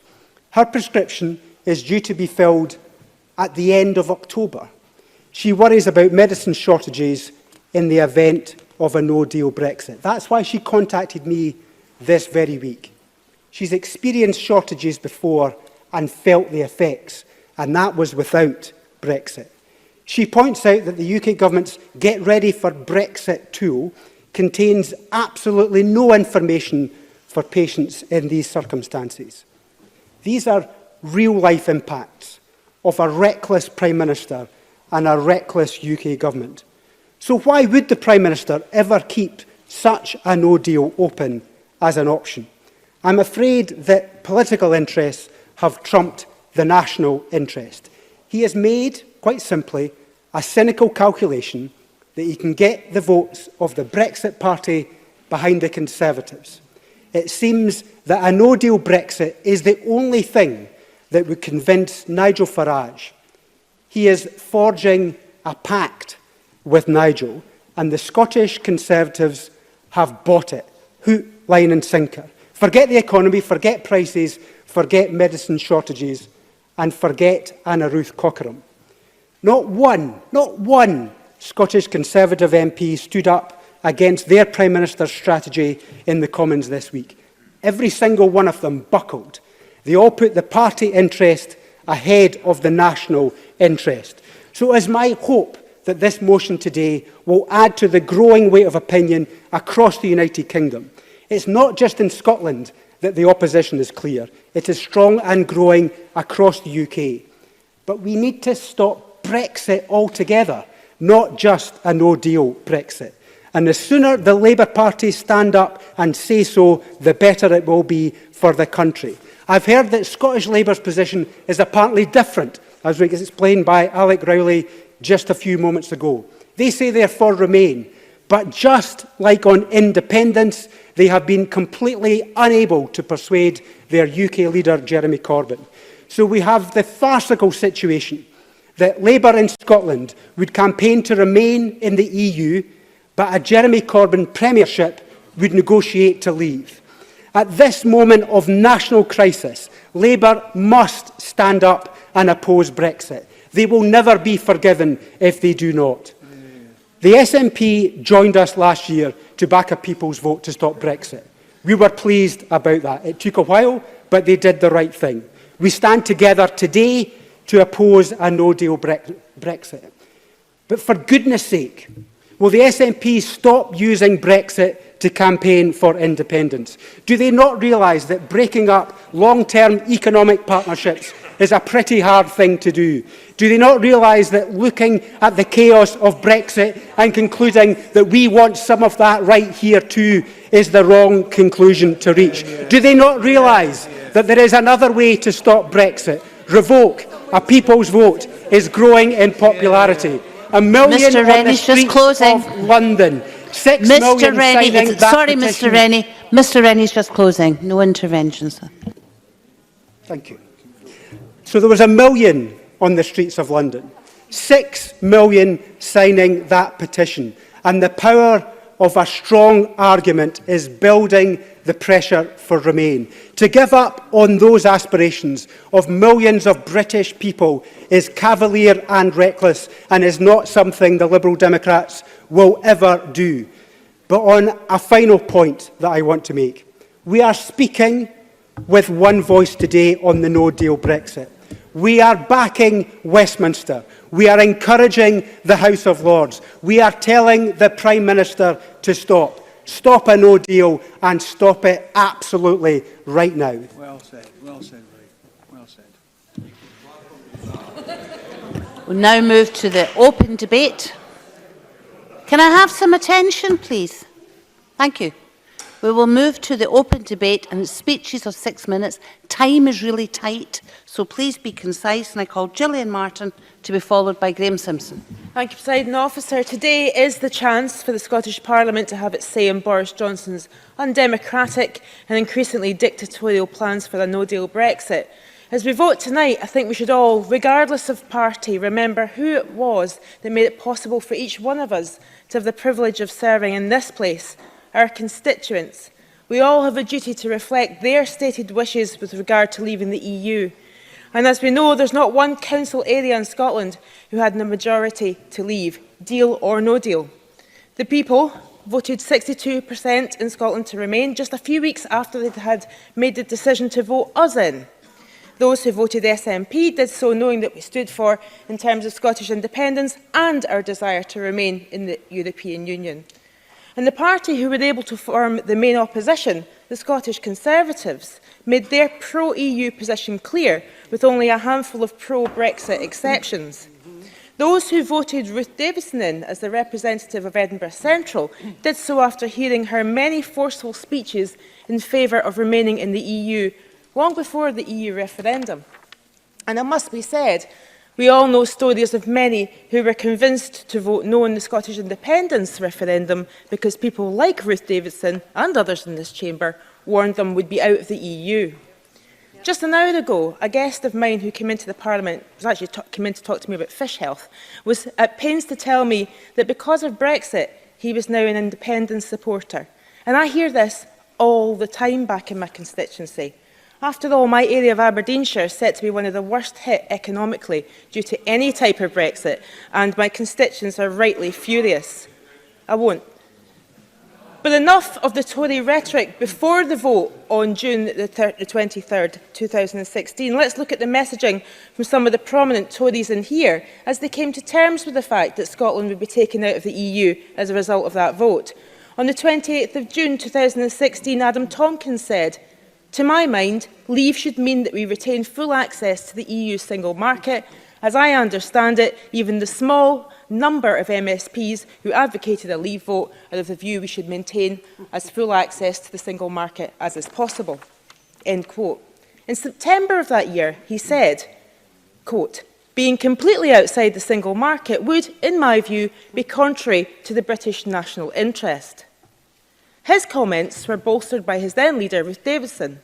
She said on the 30th of June 2016, quote, "It was access to the single market and trade that was the very core of my support for the European Union because it helps our economy, it helps sustain jobs and helps to keep our public services in Scotland well funded. Retaining our place in the single market should be the overriding priority." And she reiterated that view again in September when she made exactly the same December, when she made exactly the same points. Make no mistake, if the Scottish Tories reject this motion today, they are making an official declaration that they do not reject a no-deal scenario. Those Scottish voters who put their trust in them, based on the words they said, will remember... Yes, I will. Oliver Mundell. I thank the member for giving way, but I wonder if she remembers the 2017 general election, where I think that voters in her area elected a candidate who stood on a manifesto that made clear that there was a possibility of leaving the EU at least without a deal. I'm actually really grateful for that intervention, because Colin Clark was a Remainer and is now turned into a Brexiteer. So I'm wondering how the people in my constituency... I'm not wondering actually how the people in my constituency feel about that. I know how they feel about that. They're asking me to complain. I'll come on to Colin Clark later. Presiding Officer, let me now turn to the issue of the so-called prorogation of the UK Parliament, or in plain English, which we are more fond of in this place, the suspension of Parliament by the current Prime Minister. We're looking at a 5-week suspension designed to allow Boris Johnson to leave the EU in a manner which will not be scrutinised by those elected to do so.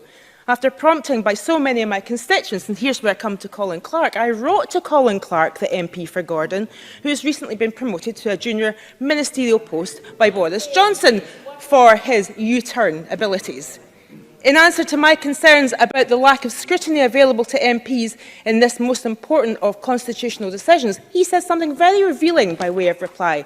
He said this: "I honestly believe that the best outcome for the UK is a deal which the PM will now be able to pursue unencumbered on the 17th of October. Unencumbered. What does that mean for a parliamentary democracy, if a Prime Minister can remove the so-called encumbrance of the scrutiny of MPs? It means he can do anything he likes. It sets that precedence forever. This is straight out of the despot playbook. Trump tried it with executive orders in the US, and Johnson is trying it out for size with the prorogation rules in Westminster. That's how it starts. You find a mechanism, you exploit it, and you have a path to subvert parliamentary democracy at will. And if we don't stop his first attempt now, we'll be opening the floodgates to totalitarianism. I urge everyone to reject those attempts, to reject a no-deal Brexit and to support the government motion tonight. And to the MSPs and the Tory benches, I hope you're able to vote with your conscience tonight rather than being whipped. But, Presiding Officer, even today at First Minister's questions, the Tories are ignoring all signs to the contrary and are making a good fist of pretending that they are convinced that Boris Johnson is pulling out all the stops to get a deal with the EU. Well, Mr Johnson's own Foreign Office civil servants are not convinced. We know that the negotiating team has been reduced. The member of the team said, you must close, please. Our team has basically been sent to Brussels to pretend to negotiate. You must Presiding close, officer, please, Miss Martin. I ask them not to be bystanders as democracy is Miss subverted. Martin, please sit down. The people of Scotland will never forgive you. Please sit down. Can I say to everyone here, I have told you how tight time is. People are going to disadvantage members of their own group who may be dropped from the speaking list if people go over time. Graham Simpson, followed by Stuart McMillan. Thank you, Deputy Presiding Officer. This is the 34th debate we've had on Brexit in the course of this Parliament, the 34th afternoon of hot air filling this chamber, and the 34th time we will have a vote which will achieve precisely nothing. That's not to mention 25 statements of varying levels of usefulness and 29 committee inquiries. What have any of them achieved? Very little. What has marked the majority of that debating time has been the almost complete lack of a voice of anyone who believed in 2016 that Brexit would be a good thing, because most members said they wanted the UK to remain in the EU. I was one of only 6 who said before the vote that they wanted out, all Conservatives. And 1 million of our fellow citizens in Scotland agreed with us. Their voice has hardly been heard in this chamber since. The Scottish Parliament has not been representative of Scotland on this issue.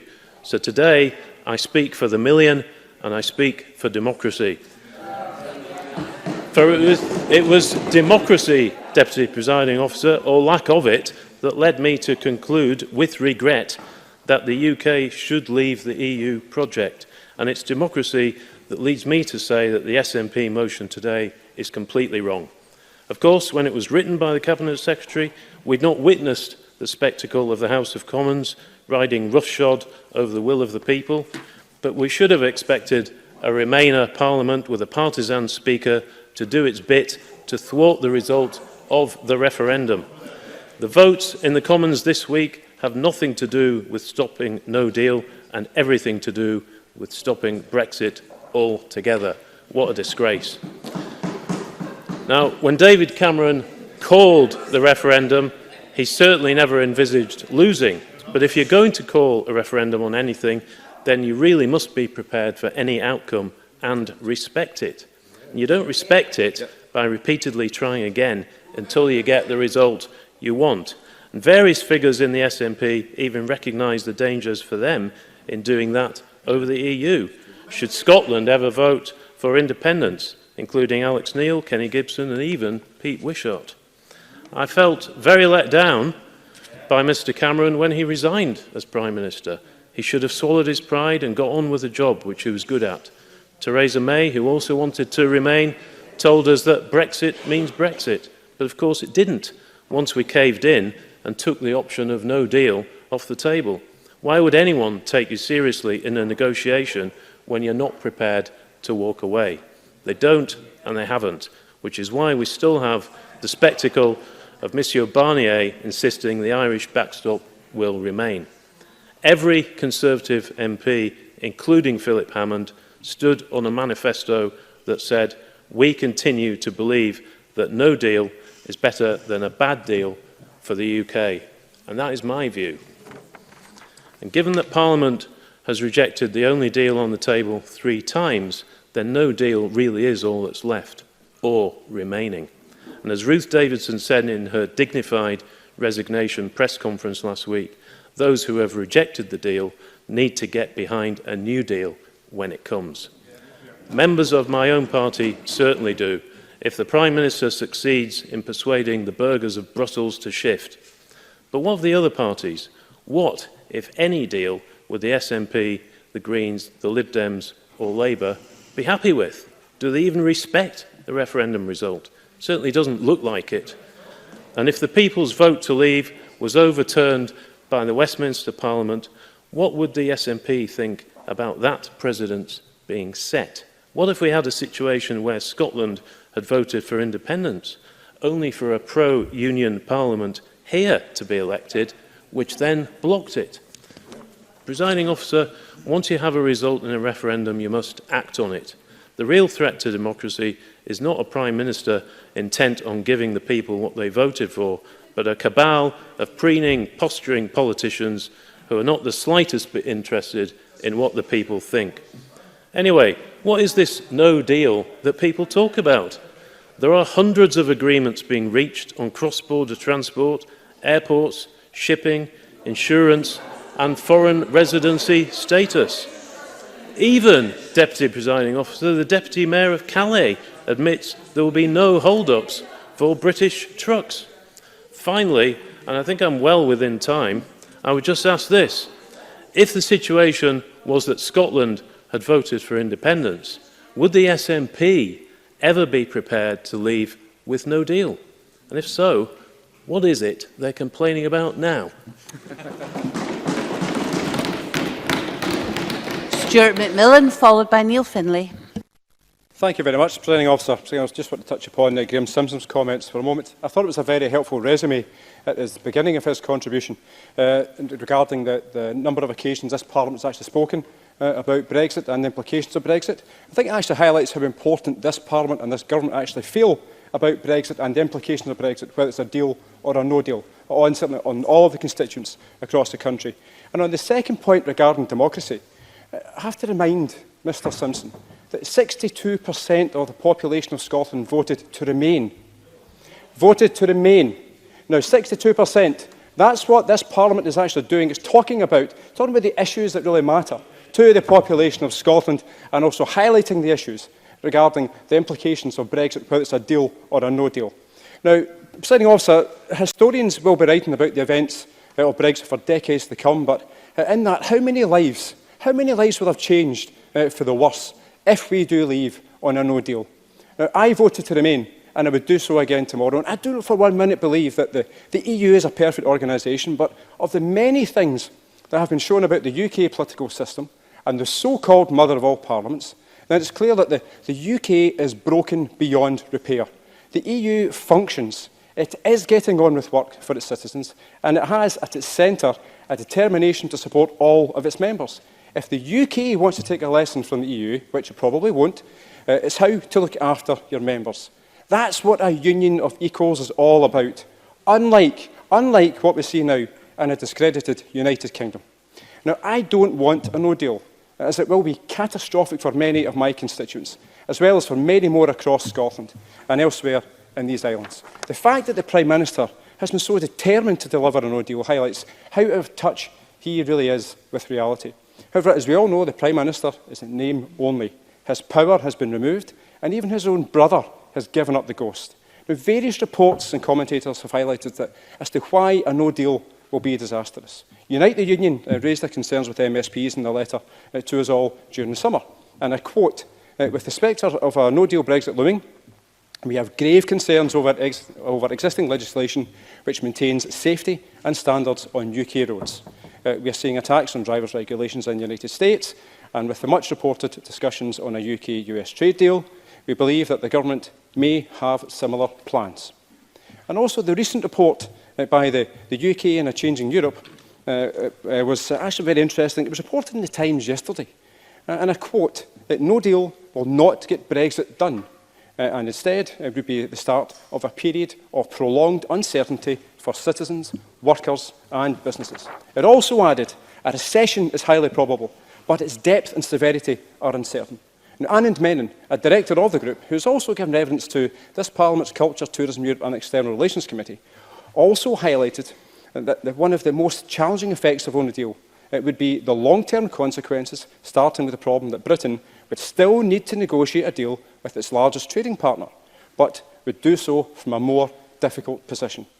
And from a Scottish position, which exports £14.9 billion to the EU, this would be hugely damaging. Furthermore, as the Fraser of Allender Institute, who have also given evidence to the Culture, Tourism, Europe, External Relations Committee, suggested, EU exports are, on their own, nearly as much as Scotland exports to North America, Central and South America, the Middle East, Asia, Africa and Australasia combined.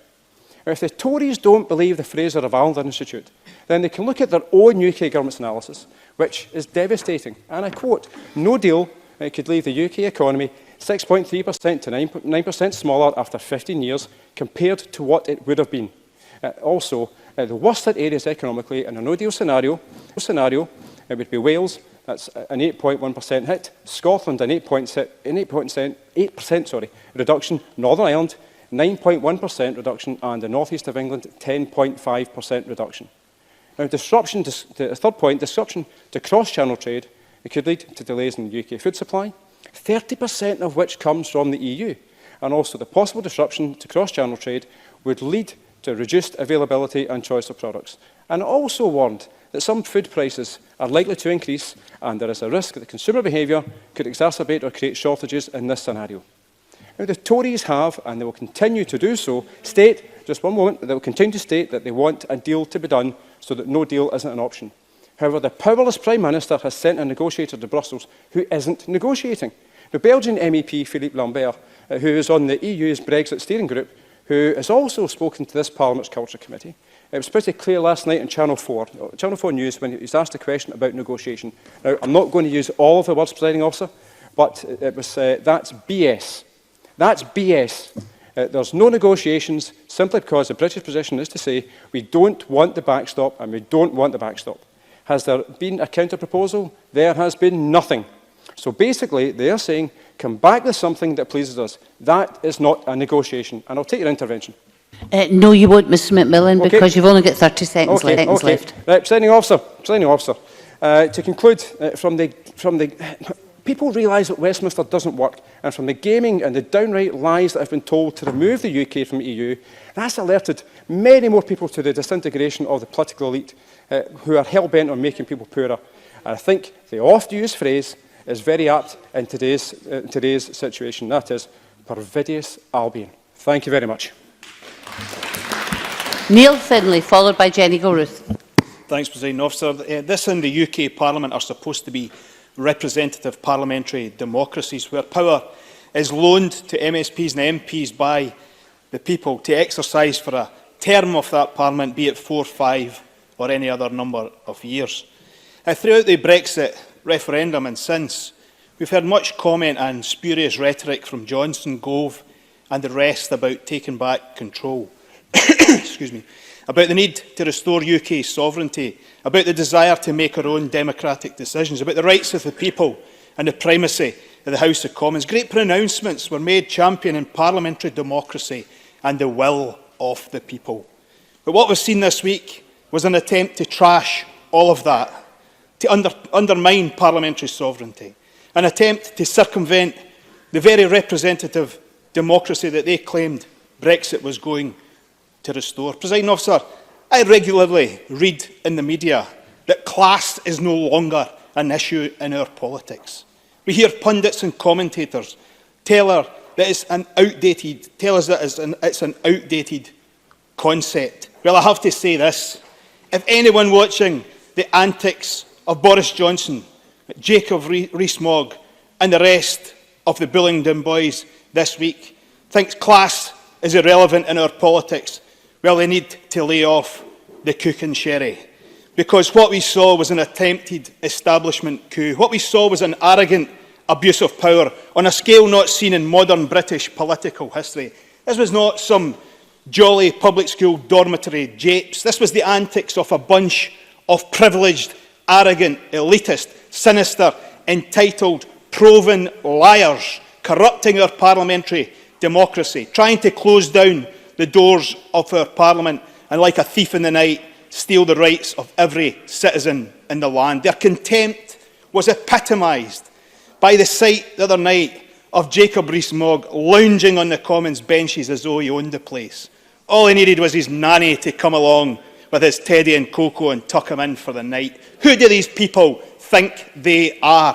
What right do they have to try and take away all our rights and the rights of all the people we represent and they represent?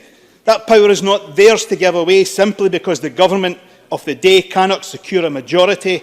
for their bigoted, dangerous and irresponsible no-deal agenda, because it won't be Rees-Mogg who will lose his business because of Brexit uncertainty. He's already relocated it to Dublin.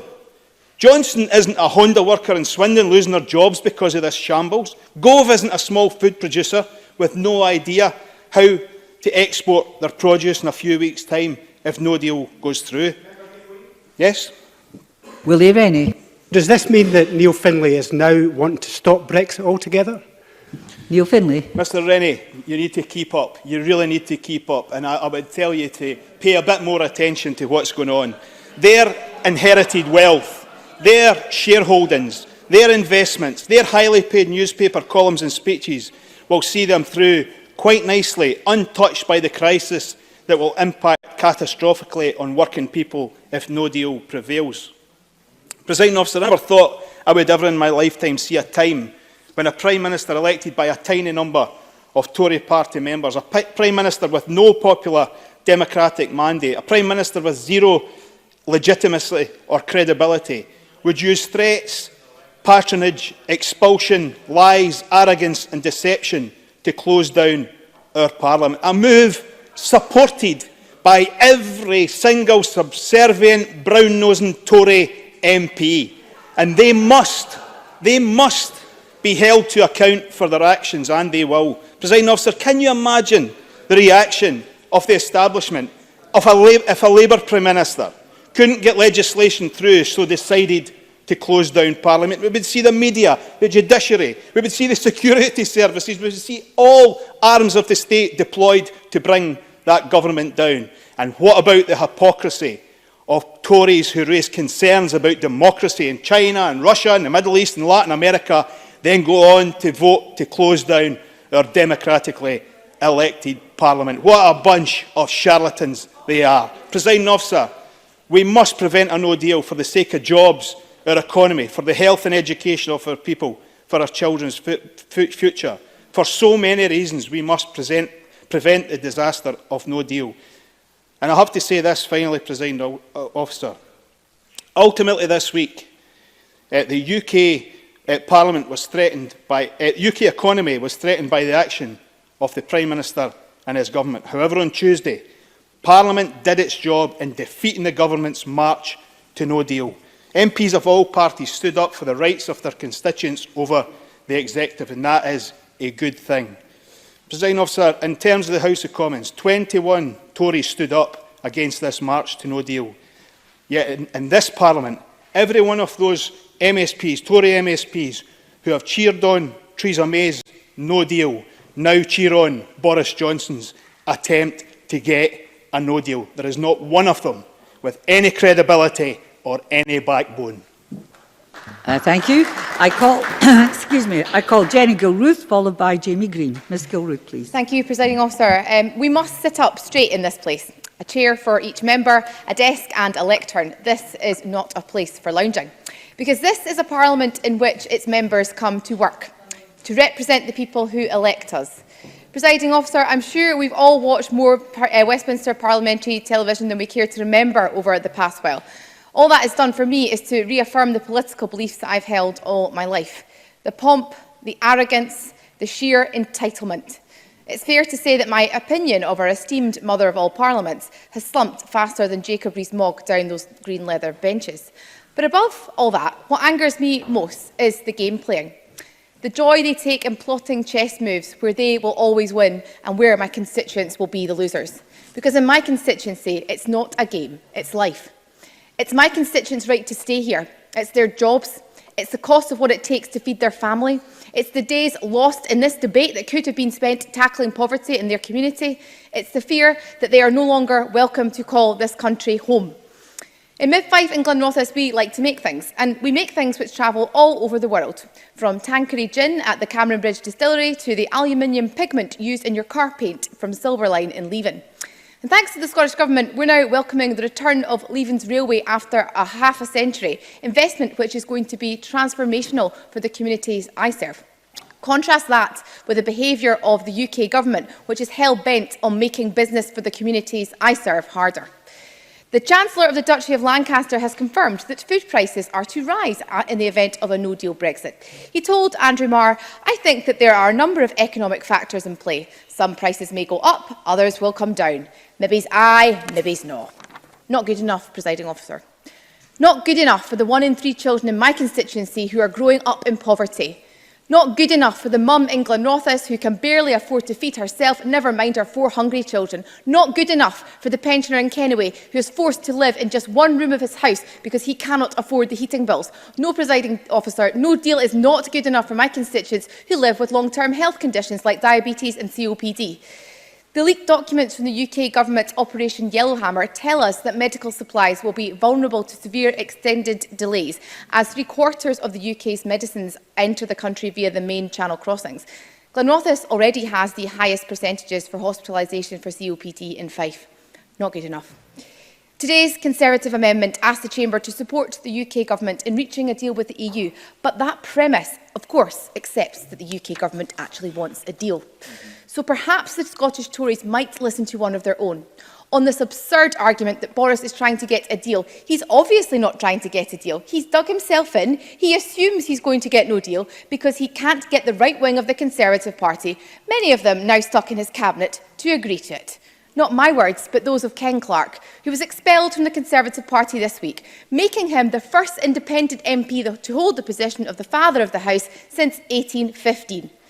From the rate clause debates to the gender representation on public boards, Ruth Tories have already proven themselves entirely incapable of doing the right thing in this place. Now, even Ruth knows the game's a bogey.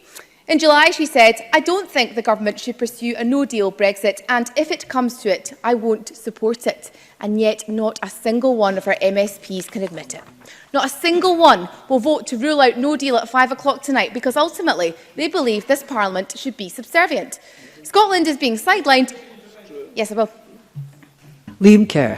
I'd just like to know, if faced with the options of no deal and the withdrawal deal, would the member urge MPs to back that deal?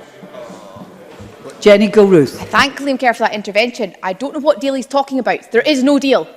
He's living in a fantasy land. Boris has not secured a deal. It doesn't exist. Boris Johnson is exactly who you would rather have in charge of this. Boris, whose comments led to the imprisonment of Zadine Nagrahi Ratcliffe. Boris, who compared women wearing burqas and niqabs to letterboxes. Boris, who yesterday referred to the leader of the opposition as a big girl's blouse. But then again, why should we expect any more from a group of individuals who will soon be led by Murdo Fraser? Presiding Officer, talking of the ridiculous, I would like to return to Jacob Rees-Mogg. In 1997, he stood in the Central Fife constituency against one Henry McLeish and my predecessor, Tricia Marwick. It is a well-known story that has already been mentioned by Neil Findlay today that Rees-Mogg took his nanny out on the campaign trail. He confirmed as much, stating, "I was going to take my Bentley, but she," that's the nanny by the way, "wisely said that this would be seen as ostentatious and that I should take Mummy's Mercedes instead." Suffice to say, Mummy's Mercedes did not go down well in Leven, where he referred to those claiming benefits as the scourge of the earth. Let us return to what a no-deal Brexit will mean for our constituents. Fewer jobs, food shortages, depleted medical supplies, and all of this is confirmed by the UK Government's own analysis. What is left of the United Kingdom is a place now being governed by a party who have deselected Winston Churchill's grandson. Or, as the Father of the House put it, "I don't recognise my party. It's been taken over by a bizarre character and the most right-wing cabinet. The Prime Minister comes to us and talks total rubbish." The Tories' amendment is worse than total rubbish. It is lacking any suggestion of political backbone. The time for these Tories to prove their worth has long since passed, but we all know they're Boris's backers now. I just hope that unwavering loyalty pays them the dividend they deserve at the ballot box. Thank you. I call Jamie Green to be followed by Stuart Stevenson. Mr Green, please. Thank you, Deputy Presiding Officer. Now, Mr Russell and I may not agree on many things politically, no least Scotland's position in the UK, or indeed, as we now know, UK's position in Europe. But at times over the past few years, I've participated in many debates like this, some of the 34 that was mentioned, and I've listened to the discourse between these benches and those of Mr Russell's, and I've respected his academic approach to the arguments that he makes, whilst disrespecting the motion that he's penned. But today's motion is different, and I'm quite surprised by it. And I'm surprised because no least after 2 months of this Parliament in recess, the government chooses, of the precious 9 hours that we sit for a week, to donate such a chunk of it to Mr Russell, to repeat the same well-rehearsed mantras about Brexit and his opposition to the Conservatives in Westminster. 34 debates, every one another chapter for his book. Because what I've heard nothing of from the middle benches is any suggestion about what MSPs in this place are expected to do about how we exit the EU, or what MSPs in this place are supposed to do to alter the dates or duration of the prorogation of Westminster. It is the full outrage of the SNP over Brexit that is as confusing as it is predictable. Because the reality is that today's motion is asking us to condemn a no-deal Brexit. But the reality is that there is no type of Brexit that the SNP will support. I would argue that they have been nothing but obstructive and obtrusive throughout this entire process. Now, they can protest otherwise, but they will be judged by their track record in Westminster. They voted against even triggering Article 50 in the first place. They refused to accept the democratic result of this UK-wide referendum. But then again, they never were very good at accepting the results of referendum. They voted for extensions to Article 50, trying to delay Brexit happening. They voted against a sensible withdrawal deal, not once, not twice, but 3 times. And every single time, they made no deal more and more likely. They voted against a deal. They voted against the deal that was designed to secure EU citizens' rights, that would agree our financial exit from Europe, and, more importantly, enter into that transition that business so much was crying out for. They voted for Parliament to take control of the Commons business, undermining the government's ability to negotiate, and they voted for the no-deal bill, handing all the negotiating power back to Brussels on a plate. The reality is, Presiding Officer, there is simply no version of Brexit, deal or no deal, that the SNP will ever support, and we know that. Why are they even pretending? Why are they pretending that it is this form of Brexit or that type of Brexit which offends them so? Graham Simpson is absolutely right. Over 1 million Scots voted to leave the EU, and they must have a voice in this place and in this debate. And who are those million? Who are those million? They were Conservative voters. They were Labour voters. Some of them were SNP voters. Some of them were voters of no political persuasion at all. But who, time after time, have to sit and listen to debates like this and endure a narrative that says to them that their votes do not matter and their votes do not count. Well, Presiding Officer, those votes do matter and they do count to these benches. This was a UK-wide referendum. Now, I know that the SNP don't want the UK to exist per se, but I'm sorry, it exists. It's what Scotland voted for, and it's about time they accepted that. I've always said that we should leave the EU with a deal. But presented with that challenge, Westminster denied it happening. The real question is now, if presented with a deal, be that the previously agreed withdrawal agreement, which was agreed with the EU27 and the UK, or another deal, will the SNPs get behind it and vote for it, or are they so ideologically opposed to Brexit that they will oppose any form of deal? Today's motion doesn't even seek to or try to answer that question. And it is worth making the point that if the EU's position is that they wouldn't even negotiate with the UK on its future relationship until after the UK had left the Union, what makes Nicola Sturgeon so sure that Scotland's experience with Europe would be any different? Can you imagine a scenario, SNP party conference, if I have time, briefly? Willie Rennie. Can he guarantee, he was talking about whether the SNP MPs, and I presume others, would support any deal that was forthcoming. Can he guarantee that his own MPs would back that deal? All of them? Jamie Green.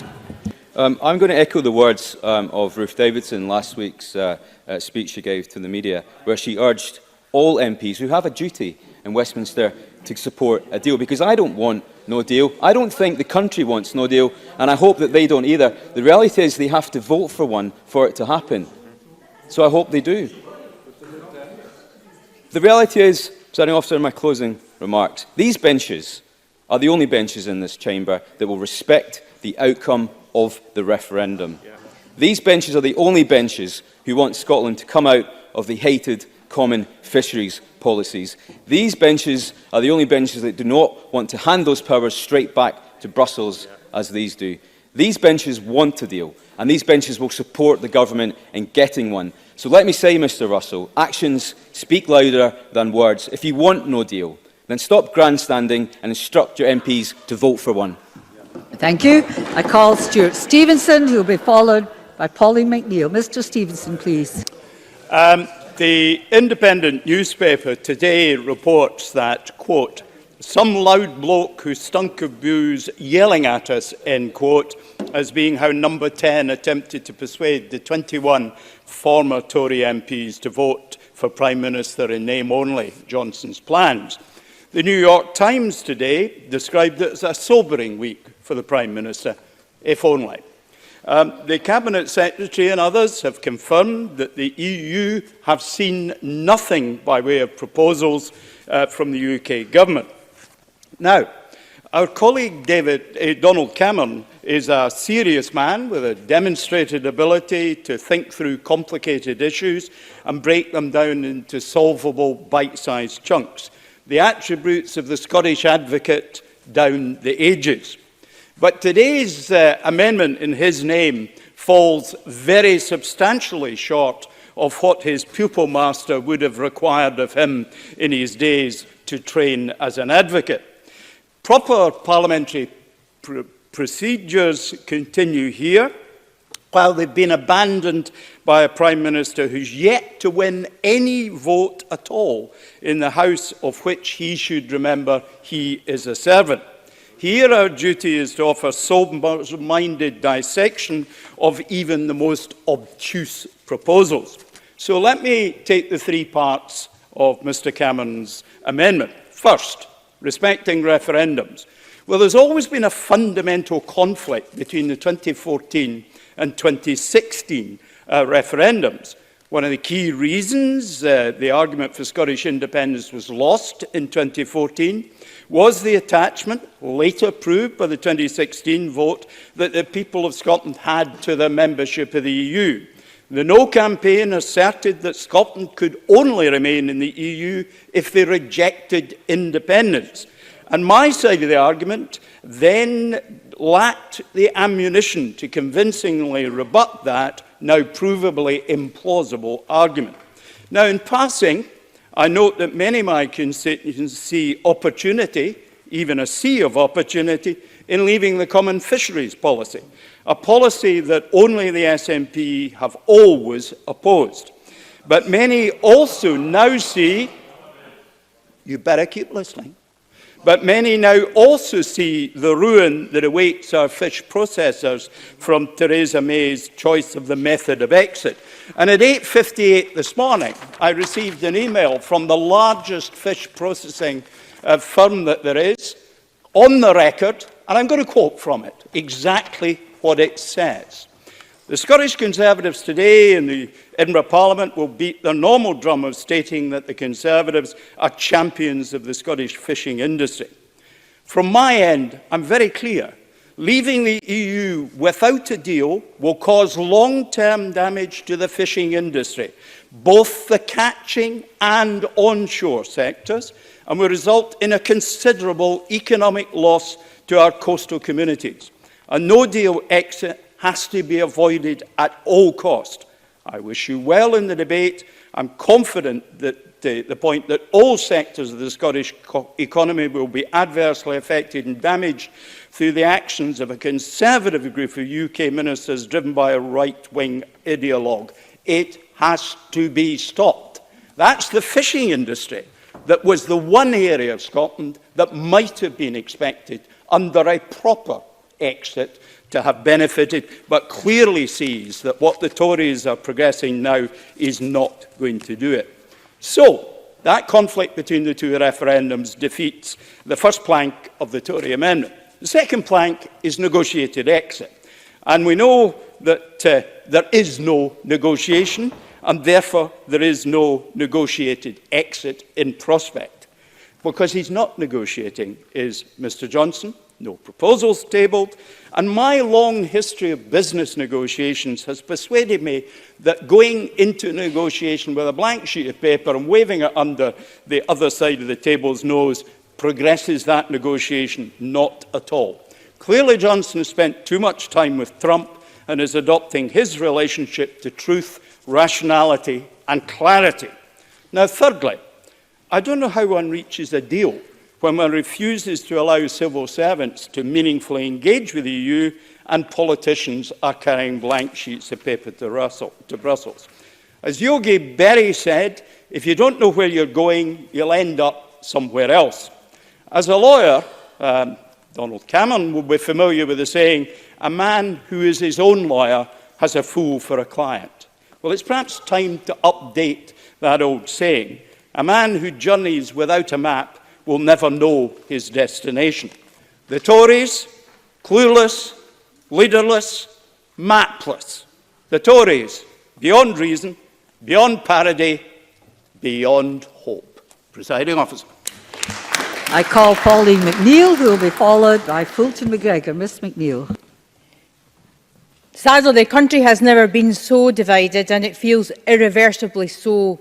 It is hard to see how we can undo the damage to British politics as the Tory party continue to preside over it and probably destroy their own party in the process. Britain has lost touch with what it is in the world, according to Tory peer William Waldegrave, a man I never thought I'd quote. But he points that whatever happens about Brexit Britain, it's going to change forever. After Brexit, he says, we will be a diminished country. We will have less influence in the world with our partners and other members of the EU. We're not even out of the European Union, and yet we already do not recognise the country that we live in as people stockpile medicines and foods now already. The party of Thatcher Major and Ted Heath now is only fixated on the issue of Brexit, a Conservative party, as others have said, without Kenneth Clark, Rory Stewart, Nicholas Soames and all the moderates that we've come to know and disagree with, perhaps, but they are moderates, threatened by their own leader, purged by their own party for opposing the Johnson-Cummings plan for standing up for what they believe in. The deep cynical behaviour of the current cabinet is best summed up by Nicholas Soames, thanking members of the cabinet by saying that their serial disloyalty has been such an inspiration to so many of us. You've never seen such hypocrisy in your life. I found it quite amusing last week when Steve Richards, the journalist, first described Philip Hammond as Britain's own Che Guevara. But in all seriousness, I do actually think that history will judge people like Philip Hammond to be someone who did the right thing when the time came because he stood up for what he believed in. I would say to Jamie Green and others that that is what tonight is about. Tonight is about whether or not the parties in this Parliament simply can find a consensus that whatever we think about Brexit, that a no deal is damaging and is not desirable. It would be sad, actually, if today the Scottish Tories cannot find it in themselves to stand with the rest of us and send a clear message that no deal is acceptable. It is the one thing I thought we could agree on. Even the most popular Tory leader of all time, Ruth Davidson, it's quite clear where she stands on that. I say that the benches opposite, you've lost your way if you do not come to that conclusion at 5 p.m. tonight. If you can't stand up and be counted in this place, when we know, as other members have recounted, the real and present danger of a no deal, not only does it risk betraying the poorest of people, but I'd actually go as far as to say you betray the values in your own party if you not be clear about a no deal tonight. I will take an intervention from Jamie Green. Jamie Green. I'm just intrigued to find out what the member thinks the effect of not delivering on the Brexit result will have on not just our party, but her own. Had 3 years.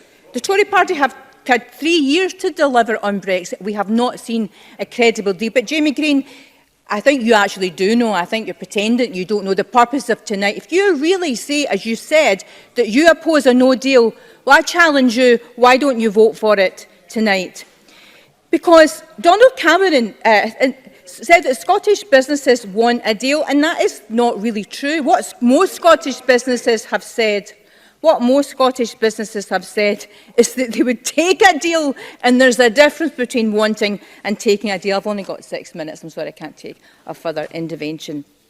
an orderly departure after 3 years. That was your responsibility, and you have absolutely failed. Because I began this journey, and if you look back at the speeches I've made in this place, that supporting a form of Brexit that would best protect the people and the lives of our economy. But it's never really been on the table. The withdrawal agreement, I don't need to point out, is not a deal.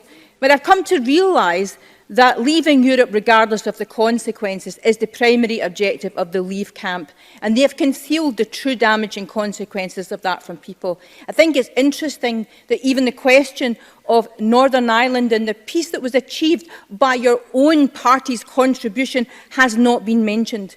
I and others know that there's going to be decades of austerity through a no deal, which is why I feel so strongly about it. People are entitled to know the truth. The leaked UK government report, Yellowhammer, revealed the probable consequences of leaving without a deal. People have the right to know this. I don't see why it was a secret document. We know that there will be transport disruption across the Channel. There will be immigration checks. We don't even know the half of what might come about. World trade terms leaves Britain exposed to high tariffs that we cannot control. I don't see why you would trust Donald Trump to give Britain a decent set of trade terms when he's already at war with China and Canada over steel imports. This is not a man that can be trusted to strike a trade deal. I will not take lessons on democracy from the party opposite that this week have thwarted the mother of parliaments, threatening their own MPs for standing for what they believe in. They either believe the parliament is sovereign or they don't. Presiding officer, on this occasion and on this motion, I will be proud to stand with every single member in this Parliament on the single message that a no-deal Brexit is not acceptable to Scotland, it's not acceptable to the Scottish people, it's not in the interest. And if you're a politician that has come here to try and stand up for working people, then you have a duty to support and vote for this motion tonight. We can argue thereafter on the things we disagree about, but tonight, you have to vote against no deal. Thank you. I don't like being pernickety, but it is my job to be pernickety, is that the term "you" should not be used directly towards each other. I understand people get excited, they do it, but try to desist. Can I then call, please, Fulton McGregor, followed by Liam Kerr? Thank you, Presiding Officer. In 2016, the idea of the UK leaving the EU without a deal seemed impossible. Over the last 3 years, I, like everybody else, have watched with horror as this has become a possibility, then a likelihood, and now, with only a matter of weeks remaining, a very real and present danger to our country. And as others have said before me today already, a no-deal Brexit is unthinkable, with catastrophic economic and social effects. And the thing is, this is widely accepted, whether you voted like me to remain or you voted to leave. Because any Leave voters that I've spoken to didn't cast their vote to damage the economy or leave themselves or their friends, family and neighbours unemployed. The situation has also again laid bare the very unequal state of this so-called union of equals and the huge democratic deficit we have. Scotland voted overwhelmingly to remain, and we have reiterated that at every election since the vote. But we are being ignored. We are being told we voted as a UK and that we must accept the decisions made for us.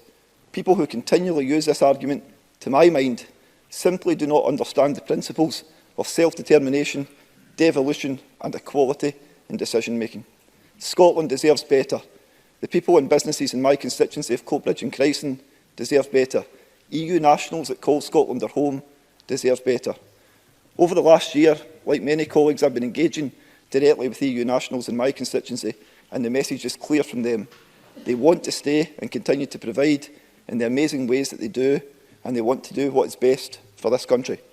Hundreds turned up to an EU surgery I held on the 7th of December, where it was clear that what was going on was an attack on their basic human rights.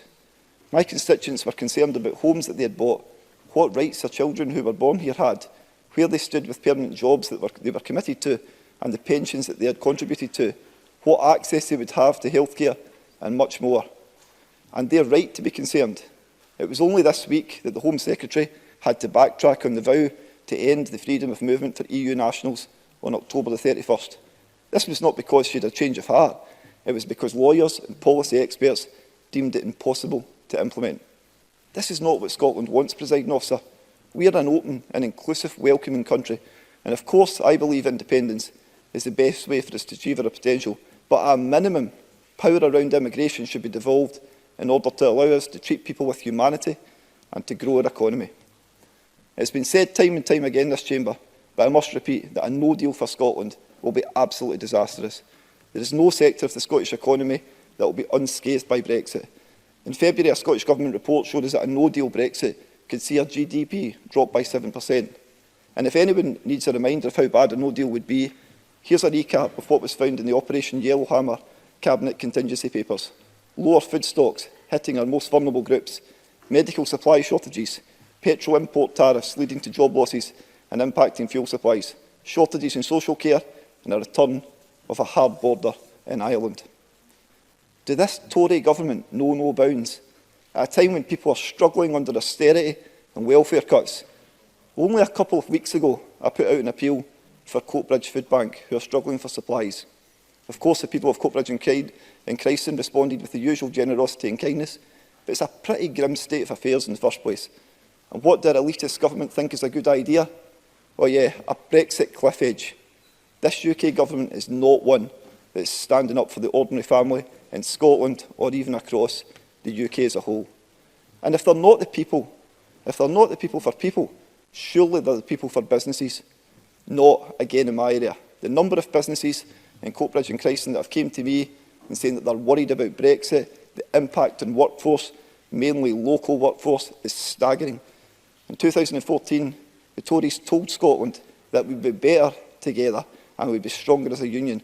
And I hope the irony of those sentiments is not lost in the chamber this afternoon. And I have to say, Presiding Officer, I don't think that it is.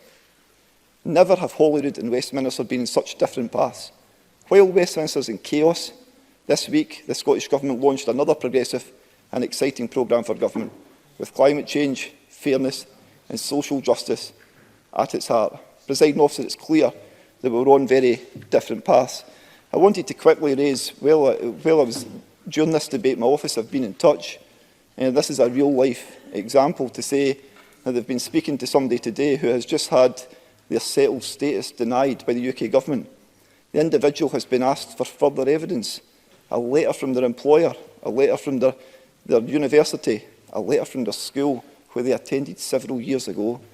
This lady has been here for 8 years already, and she's been asked for this information. This is an attack on human rights. It's absolutely staggering. That's a real-life example. Text to me this afternoon while we've been having this debate. Presiding Officer, there's little doubt now we're moving towards a general election.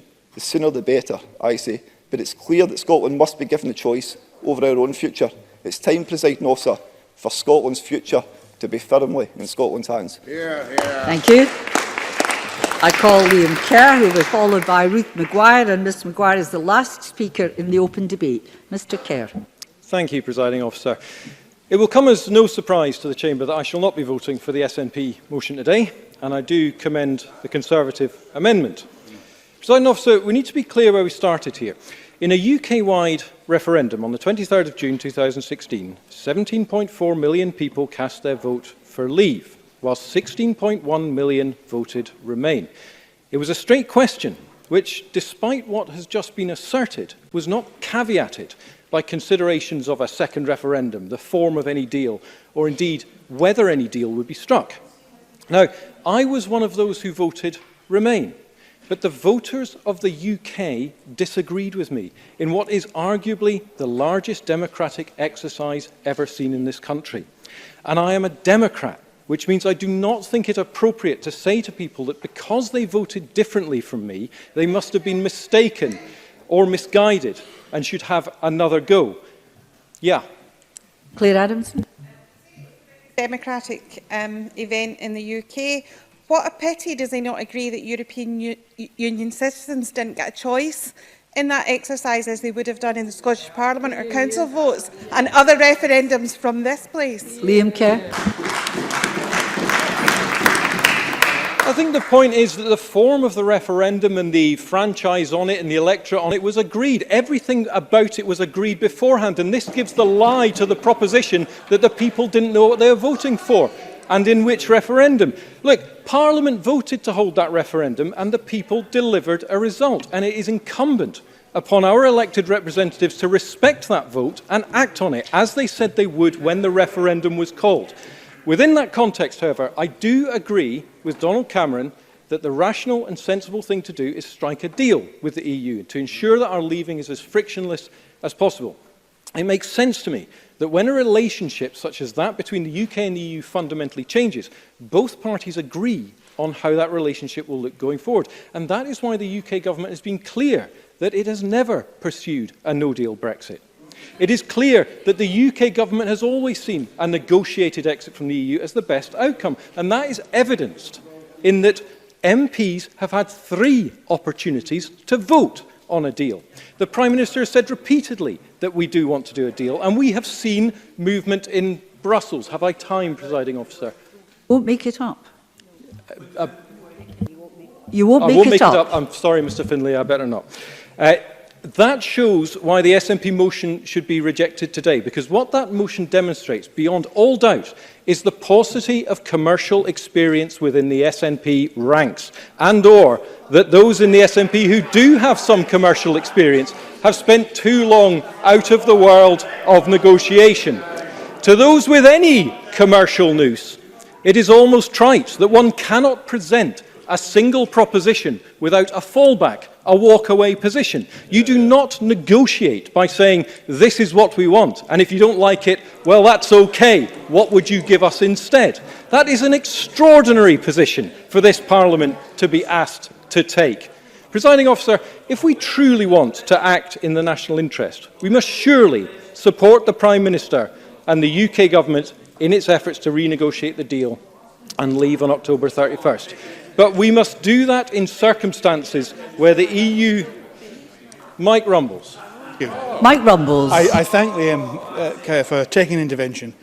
I find it curious that he has such trust in Boris Johnson's word as our Prime Minister, when his own brother, who was a ministerial colleague this morning, doesn't have that same faith in his brother, because he understands there is no deal in the offing. Liam Kerr. On the contrary, we heard from Donald Cameron just earlier, Mr Rumbles, just how much is going on to secure that deal. And look, at the end of the day, the SNP are not serious. Just this week, Nicola Sturgeon claimed SNP MPs will do everything possible to stop the UK crashing out of the EU without a deal. Everything possible, presiding officer. Now, if that were true, then the question begged is simple. Why didn't they? Because the withdrawal agreement was brought forward 3 times. 3 times, presiding officer. And the people of Scotland will not forget that not one of the SNP MPs voted for the very thing that would have taken no deal off the table. Indeed, they voted against it, despite the fact that it met their own demands. Everything possible, indeed. Presiding officer, whether it conformed to our personal vote or not, the people of the United Kingdom voted that the UK should leave the EU, and Parliament voted to trigger Article 50 to effect that exit. Fulton McGregor opines that a no-deal Brexit would be disastrous, and maybe he's right. And that's why I welcome the Prime Minister's attempts to reach a deal with the EU and believe that the Scottish Parliament should support and not undermine this. And that is the crucial difference between the Scottish Conservatives and the SNP. We respect referendums in which people have their say, even where we might not agree with the result.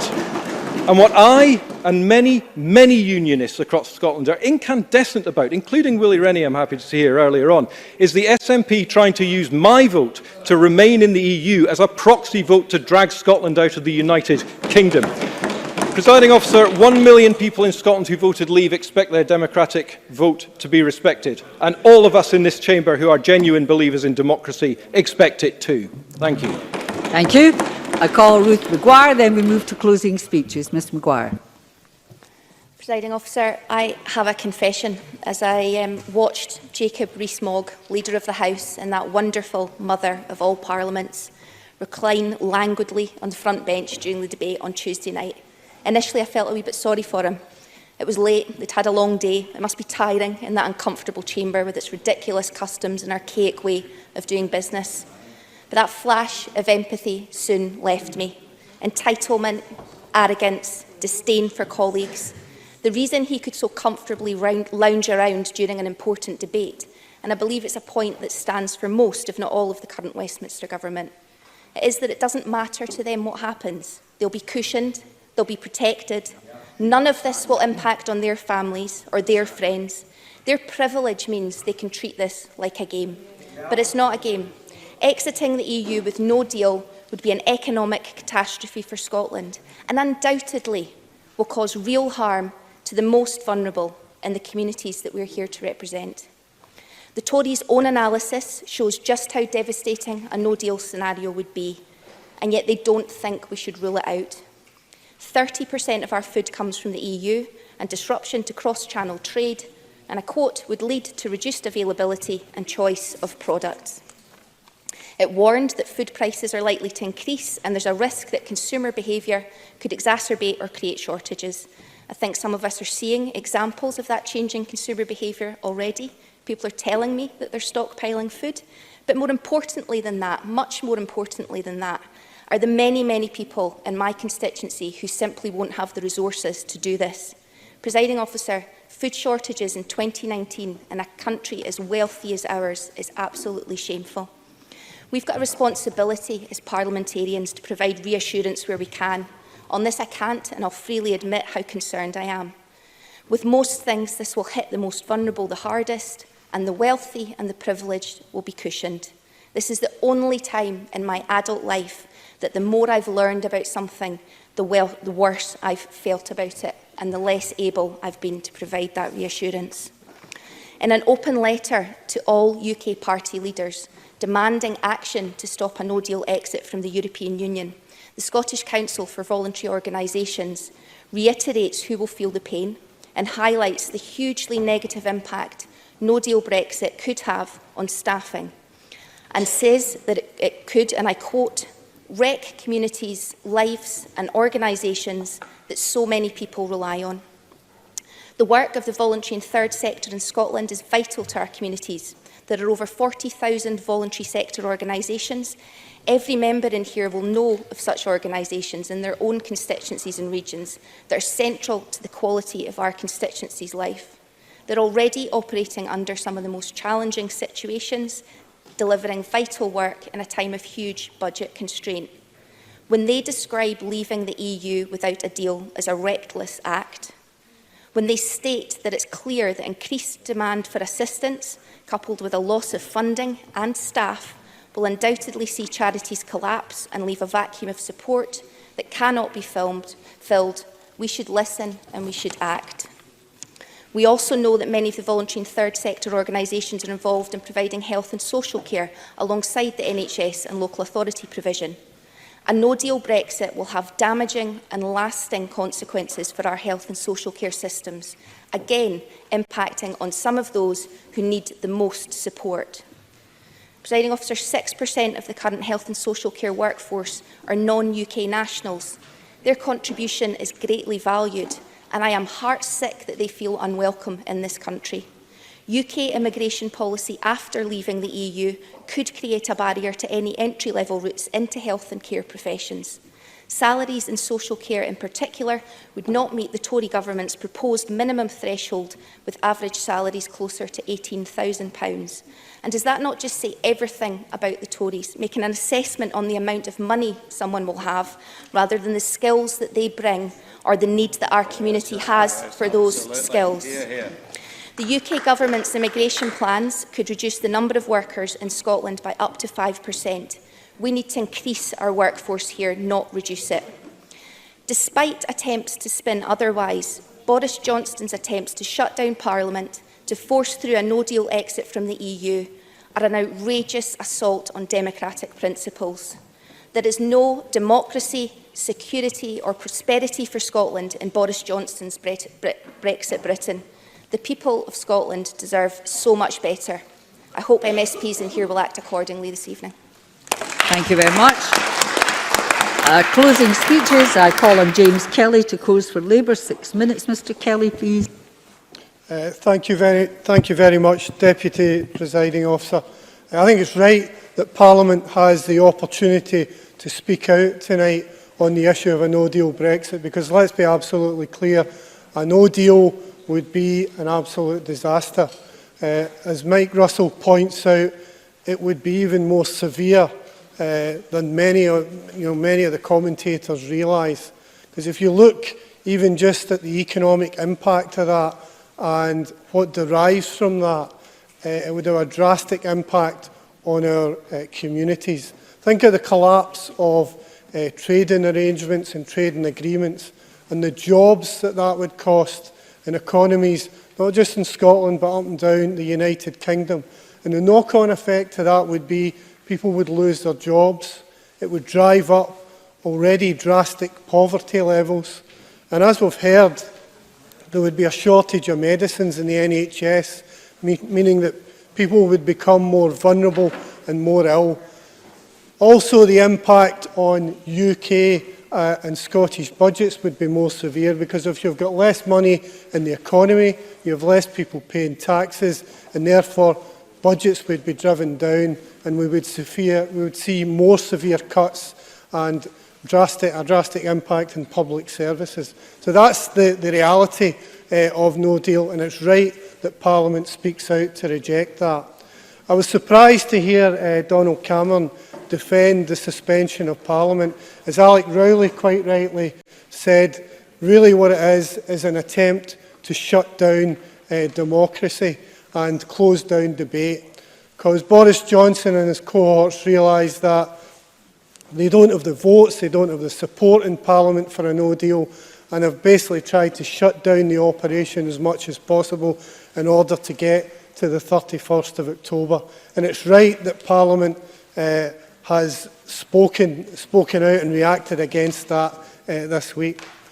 And I think, again, Liam Kerr gives us the impression that Boris Johnson wants a deal, and the Tories want a deal. But the evidence points to the fact that Boris Johnson does not want a deal. He was elected as Prime Minister on the 24th of July. We're now at the 6th of September. That's over 7 weeks down the line. As we've heard in this debate and we've heard today, he's still to put any proposal to the EU. So we can't take these claims seriously that Boris Johnson or some in the Tory party want a deal. This is a strategy devised by Dominic Cummings to crash out with a no-deal Brexit, and also to try and drive towards an election, as Willie Rennie pointed out, to buy off the Brexit party and to try and return these right-wing Tories into power. But as Ross Greer pointed out, the reality is that the Tories this week are in absolute chaos. I mean, Boris Johnson, only 3 days has he actually appeared in Parliament, and he's lost 3 votes.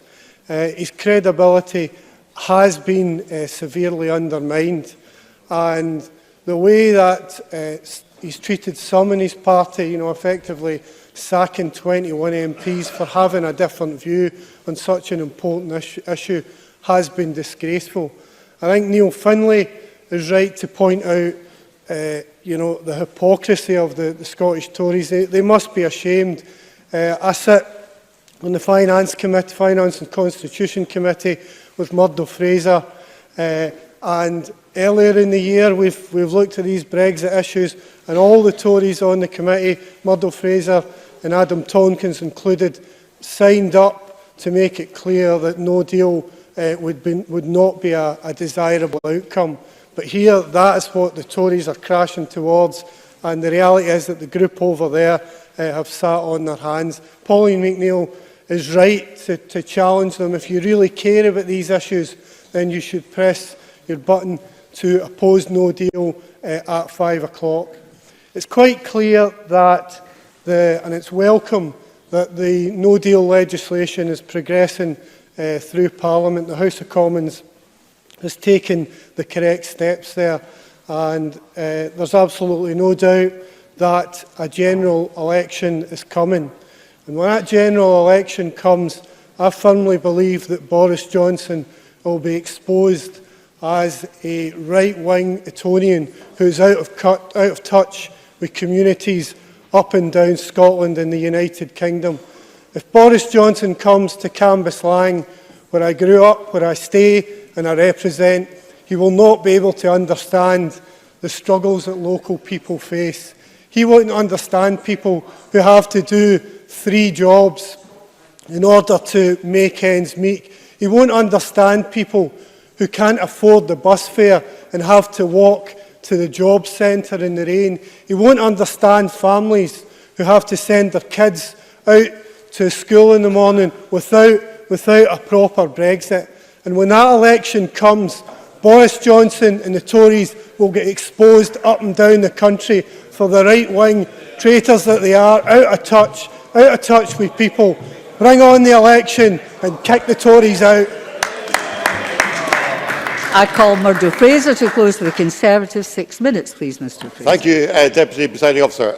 Earlier in this debate, Graham Simpson reminded us that we have had 34 debates on Brexit in this chamber already. And it might have been hoped in the course of 2 hours this afternoon we would have heard some new arguments. And while we have had quite a lot of heat in this debate, there has been very little light. And as Jamie Green said a few moments ago, there have been no new arguments put forward in this debate that we have not heard many times in the past. I didn't agree with all the points he made, but at least Graham Simpson, in his contribution, spoke up for the 1 million Scots who voted leave. 38% of those who voted in the referendum voted leave, a group which is all too often airbrushed out of Scottish history, but do indeed need to have a voice and be represented. There are, Deputy Presiding Officer, 2 essential points, I think, to take from this debate. The first is that we need to respect the referendum result. It is the duty of the government to do as they promised to do in advance of the referendum and deliver on the outcome of that referendum, which was, of course, a UK-wide vote. Yes, if the member's brief, I'll give way. John Mason. I just wonder if the member would accept that if it had been a 90% to 10% message in the referendum, that would have supported a harder Brexit, but such a narrow one clearly supports a soft Brexit. I look forward to, if we ever have another independence referendum, to the member supporting a higher threshold than is currently the case, if that's his argument. The fact is the terms were set, it was a majority, and we should respect the outcome. And we know that the SNP don't like respecting the outcome of referendums, and as Donald Cameron reminded us, they don't even like respecting votes that take place in this Parliament. Now, Labour and the Liberal Democrats, I'm sorry to say, are equally culpable. They don't like the result of the referendum either, and they're both now signed up for a rerun. They want to overturn the result of the referendum, and they have the temerity to lecture us about not supporting democracy. We've heard from the Labour Party the most ridiculous, hysterical hyperbole this afternoon about the Conservative Party undermining democracy. I would simply say to them, if the Labour Party really care about democracy, why are they currently blocking a general election? Let them bring forward a general election and let the people decide, or are they worried that nobody is going to vote for Jeremy Corbyn? The second point, Presiding Officer, is this. I don't want a no-deal Brexit. James Kelly referred to what happened in the Finance and Constitution Committee. I haven't changed my mind on a no-deal Brexit. I share many of the concerns that have been expressed about the impact of a no-deal Brexit.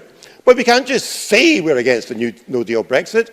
We have to act. We have to deliver on the referendum outcome and reach an agreement, reach a deal. And that is the policy of the UK government right now, Presiding Officer. And Donald Cameron reminded us that I need to make some progress, reminded us that the withdrawal agreement was supported by the Scottish Chambers of Commerce, it was supported by the Scotch Whisky Association, it was supported by Diageo, it was supported by the Scottish Fishermen's Federation, supported by the National Farmers Union of Scotland, and supported by Sir Ian Wood, amongst many other voices. And there were 3 opportunities the House of Commons had to support the withdrawal agreement, and on each of these occasions, every single member of the SNP in the House of Commons rejected them. And yes, I know there were other members of other parties who also rejected them, but on the final count, every single Scottish Tory MP supported the withdrawal agreement, as did the current Prime Minister. But it was voted down on the back of the votes of the other parties in this chamber. So they say they want no deal, but it's just words. They're not actually doing anything to stop it happening. On Tuesday, the First Minister in this chamber said this: SNP MPs will do everything possible to stop the UK crashing out of the EU without a deal. Everything possible, Deputy Presiding Officer. But Michael Russell told me when I intervened with him just a couple of hours ago, he gave the game away. He said even if the withdrawal agreement came back, SNP MPs would still vote it down. That's not everything possible, Presiding Officer. That is them voting down a deal that would prevent a no-deal Brexit that they say they're against. And I would say to Mr Russell, there was a staggering lack of self-awareness from him when he talked about the risk of Brexit making us poorer and cutting us off from our markets. He comes from a party which supports independence, which on the basis of his own government's GERS figures published just a month ago would create a deficit of £12.6 billion in the Scottish public finances, a £2,000 a head of population annual support and a union dividend from the rest of the UK that he would cut off. And the UK market that he would cut us off from is worth 3 times as much to Scottish business as is the EU market that he seems more concerned about. He needs to get his facts right, Deputy Presiding Officer. Presiding Officer, Gillian Martin said we should vote with our conscience. Well, that is precisely what we on this side of the chamber will be doing. I don't want a no-deal Brexit. We want a deal. We have to respect the referendum result, but we have to avoid no deal. And it is a rich irony that those who opposed the withdrawal agreement, not once, not twice, but 3 times, and who are still saying today they will oppose a deal, are the ones saying they must do everything to prevent no deal. They say that, but it's just words, because they have no intention of doing anything actual to progress a deal and rule out no deal. Presiding Officer, another political stunt this afternoon will make no difference to the outcome of the Brexit process. What will make a difference are votes in the House of Commons, votes for a deal that delivers on the referendum result. That is what we should be working for, and that is why we should be supporting the amendment in Donald Cameron's name. Thank you. I call on Michael Russell to close for the Government Cabinet Secretary till decision time, please. Thank you very much, Presiding Officer. Can I start by welcoming Donald Cameron and Alec Rowley to their new positions? I've worked with both Donald Cameron and Alec Rowley in different circumstances. Alec Rowley for a very long time indeed, before this Parliament was first elected. It is a measure of the tragedy of Brexit that we should have to spend so much time on something which Scotland does not want. We could spend our time much more profitably, but the reason we are here, and I shall come back to that, is because of a flawed policy being pursued by a deeply flawed political party. Let me just touch on some of the contributions before I try and explode 4 myths that we've heard this afternoon. Let me just start by commending something Alec Rowley said, because he was absolutely right to say that people who say we just want Brexit over, we just want it done, don't really understand what they're saying. Because getting Brexit over on the terms that Boris Johnson wishes, which is a no deal, which is what he wishes, there is no doubt about that, wouldn't get Brexit over with. It would start a spiral of decline that would last for years. And there's no doubt about that, because there is no such thing in the end as a no deal. There would have to be a deal at some stage. And that would require a very long period until the United Kingdom government got its head into that space. And the damage to be done to every one of our constituents would be enormous, including the constituents which those members represent, because those members are putting themselves in the position of condemning many of their constituents to poverty if they allow a no deal to take place. I was slightly depressed, I have to say, by the contribution of Willie Rennie, and I put this to him fairly. We had agreed to work together this afternoon, and the first few minutes of Willie Rennie's speech were all about how we should do it. But he could not resist, I'm afraid, having a go at Alec Rowley and having a go at me. But I'll put that to one side, because actually I hope we are all going to vote the same way this evening, and perhaps then the next time the period of consensus could last a little longer.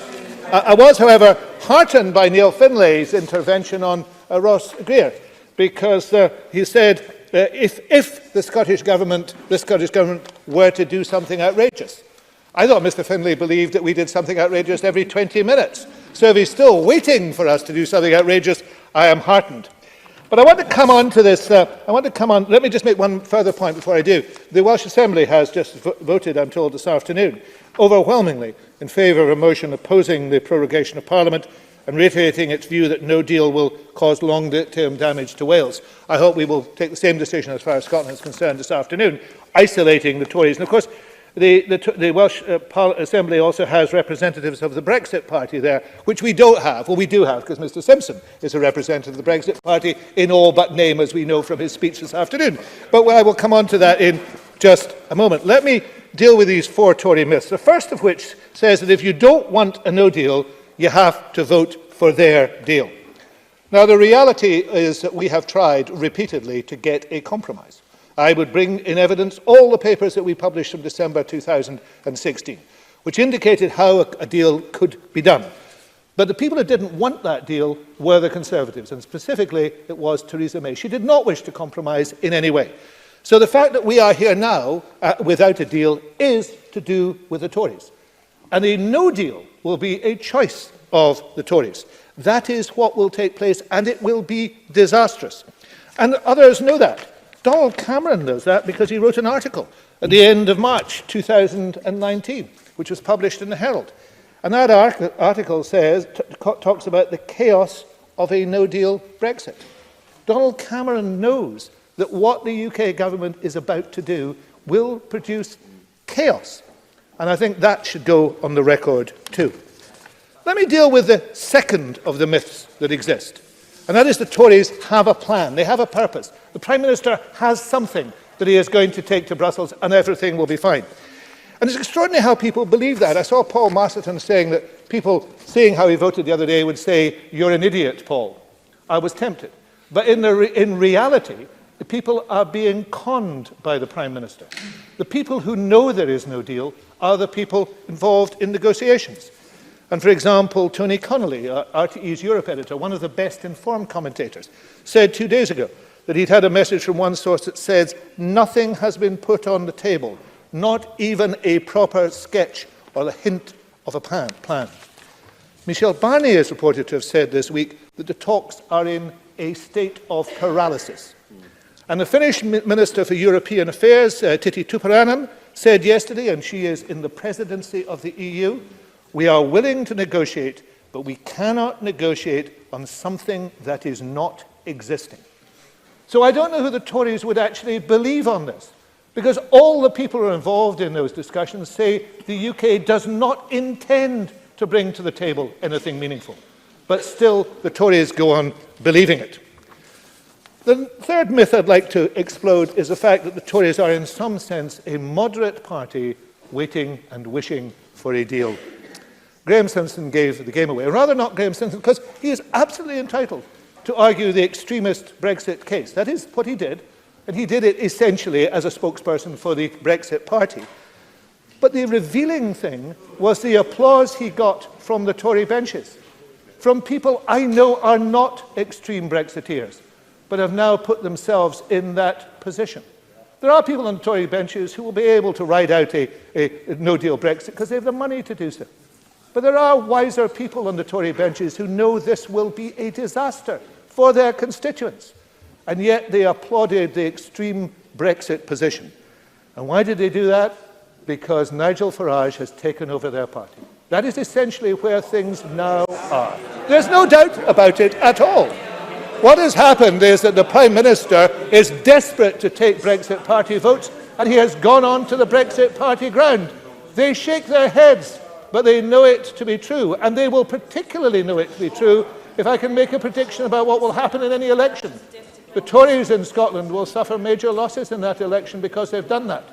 And then the members here will look at the forthcoming Scottish Parliament election and say, "Oh dear, we have gone too far, but it would be too late." That is where they are going now, and they need to recognise they are going there.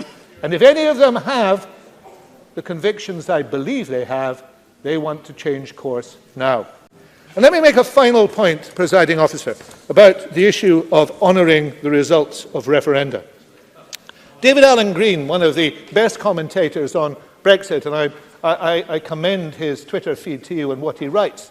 David Allen Green made a very important point this week. He said a referendum can be democratic or irrevocable, but it can't be both. So when you have a referendum, the result is already changing because people are changing views and what they believe.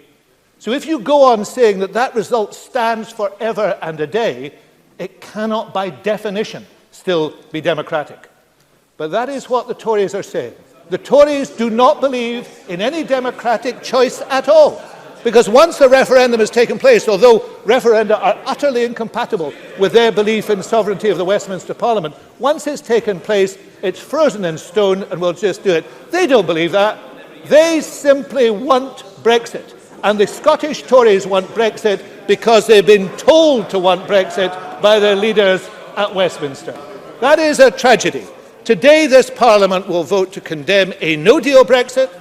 It will vote to condemn the undermining of democracy that we've had from the Prime Minister, and it will send a message to that Prime Minister. The message the Scottish Tories will send to Boris Johnson is we are as supine as ever. We will just do as you tell us. Go on, tell us how high to jump, and we will jump. The trouble is, there's a fall coming for the Scottish Conservatives.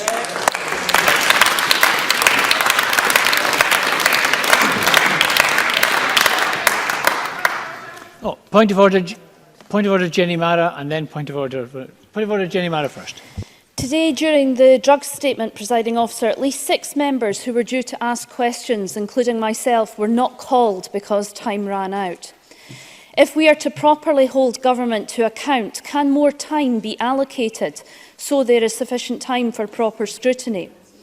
Today's situation meant that no members from North East Scotland were able to raise the important Dundee Drugs Commission report with the Public Health Minister. In light of this, will the Bureau and the Government prioritise a debate on drugs death in government time at the earliest possible date so this Parliament can properly discuss and debate this public and human crisis? Can I thank Ms Mara for the point of order? It is indeed a matter for the Bureau to decide the allocation of time. In this case, today, we were hard pushed for time. There was a lot of interest, I think partly because members are coming back following the recess with a lot of issues to raise. And I think all our debates and statements this week have been oversubscribed and we've struggled to get everybody in. I would point out that today I was conscious that I had selected both yourself and Mr Finlay to ask a question on drugs at First Minister's questions.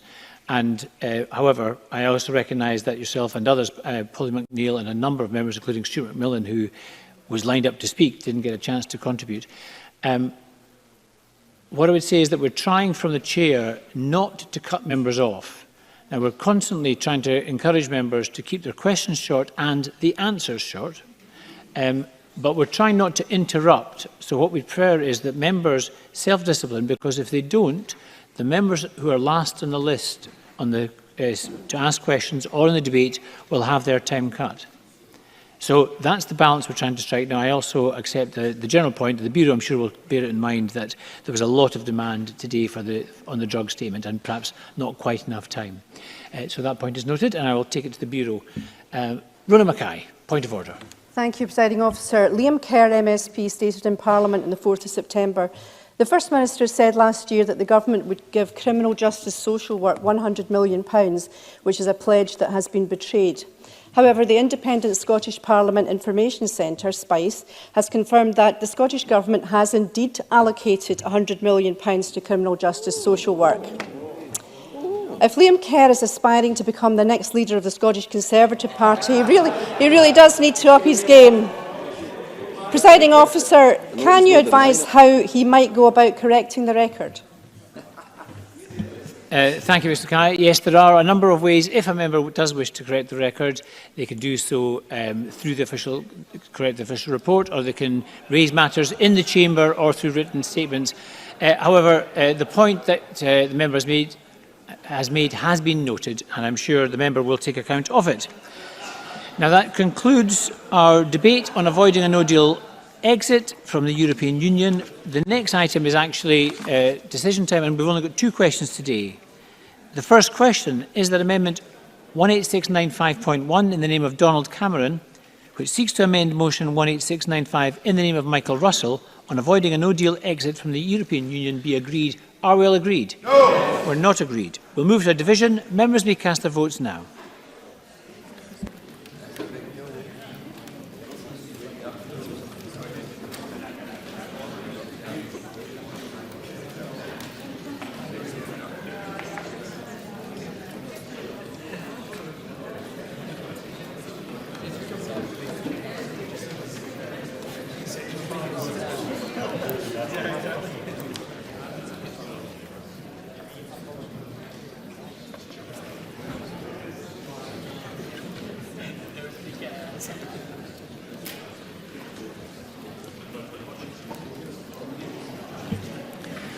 The result of the vote on amendment number 18695.1 in the name of Donald Cameron is yes 28, no 87. There were no abstentions. The amendment is therefore not agreed. The final question today is that motion 18695 in the name of Michael Russell on avoiding a no-deal exit from the European Union be agreed. Are we all agreed? Yes. We're not agreed. We'll move to a division. Members may cast their votes now.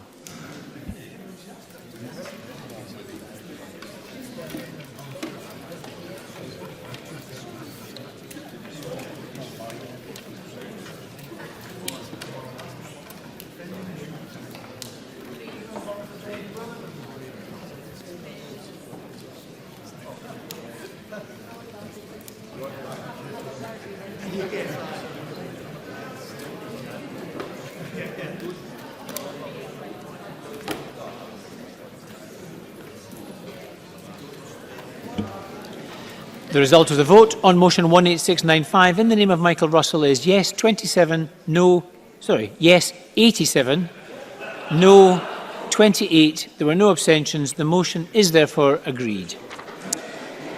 And that concludes decision time. I close this meeting.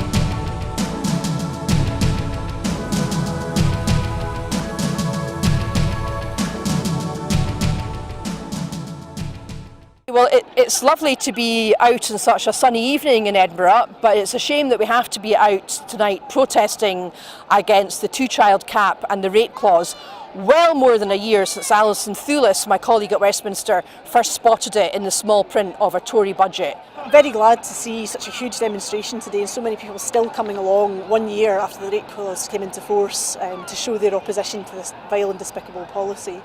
The UK government have never been able to justify this policy, and we saw that this week with Esther McVeigh's pathetic attempts to say that the rate clause was somehow double support for women and that gives them some kind of chance to talk about the most appalling and disturbing experience of their life.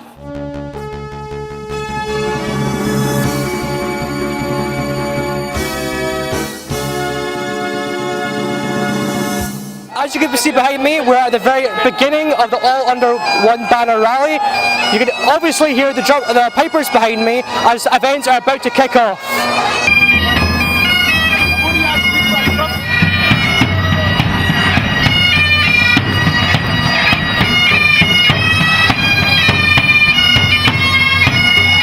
It's time to aim high, look resolutely outwards, and never, ever accept second best.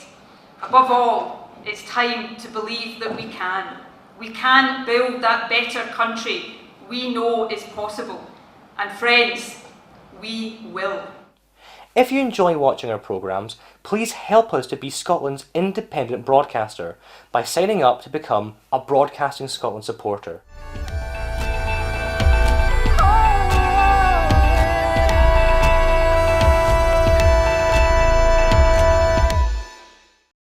Wherever you stand, get the fresh view of what's happening in Scotland with iScot. Celebrate everything about our country with intelligent, in-depth insight from lifestyle, culture to puzzles, and all the opinions you'll need. Whether it's digital or by post, subscribe now to iScot.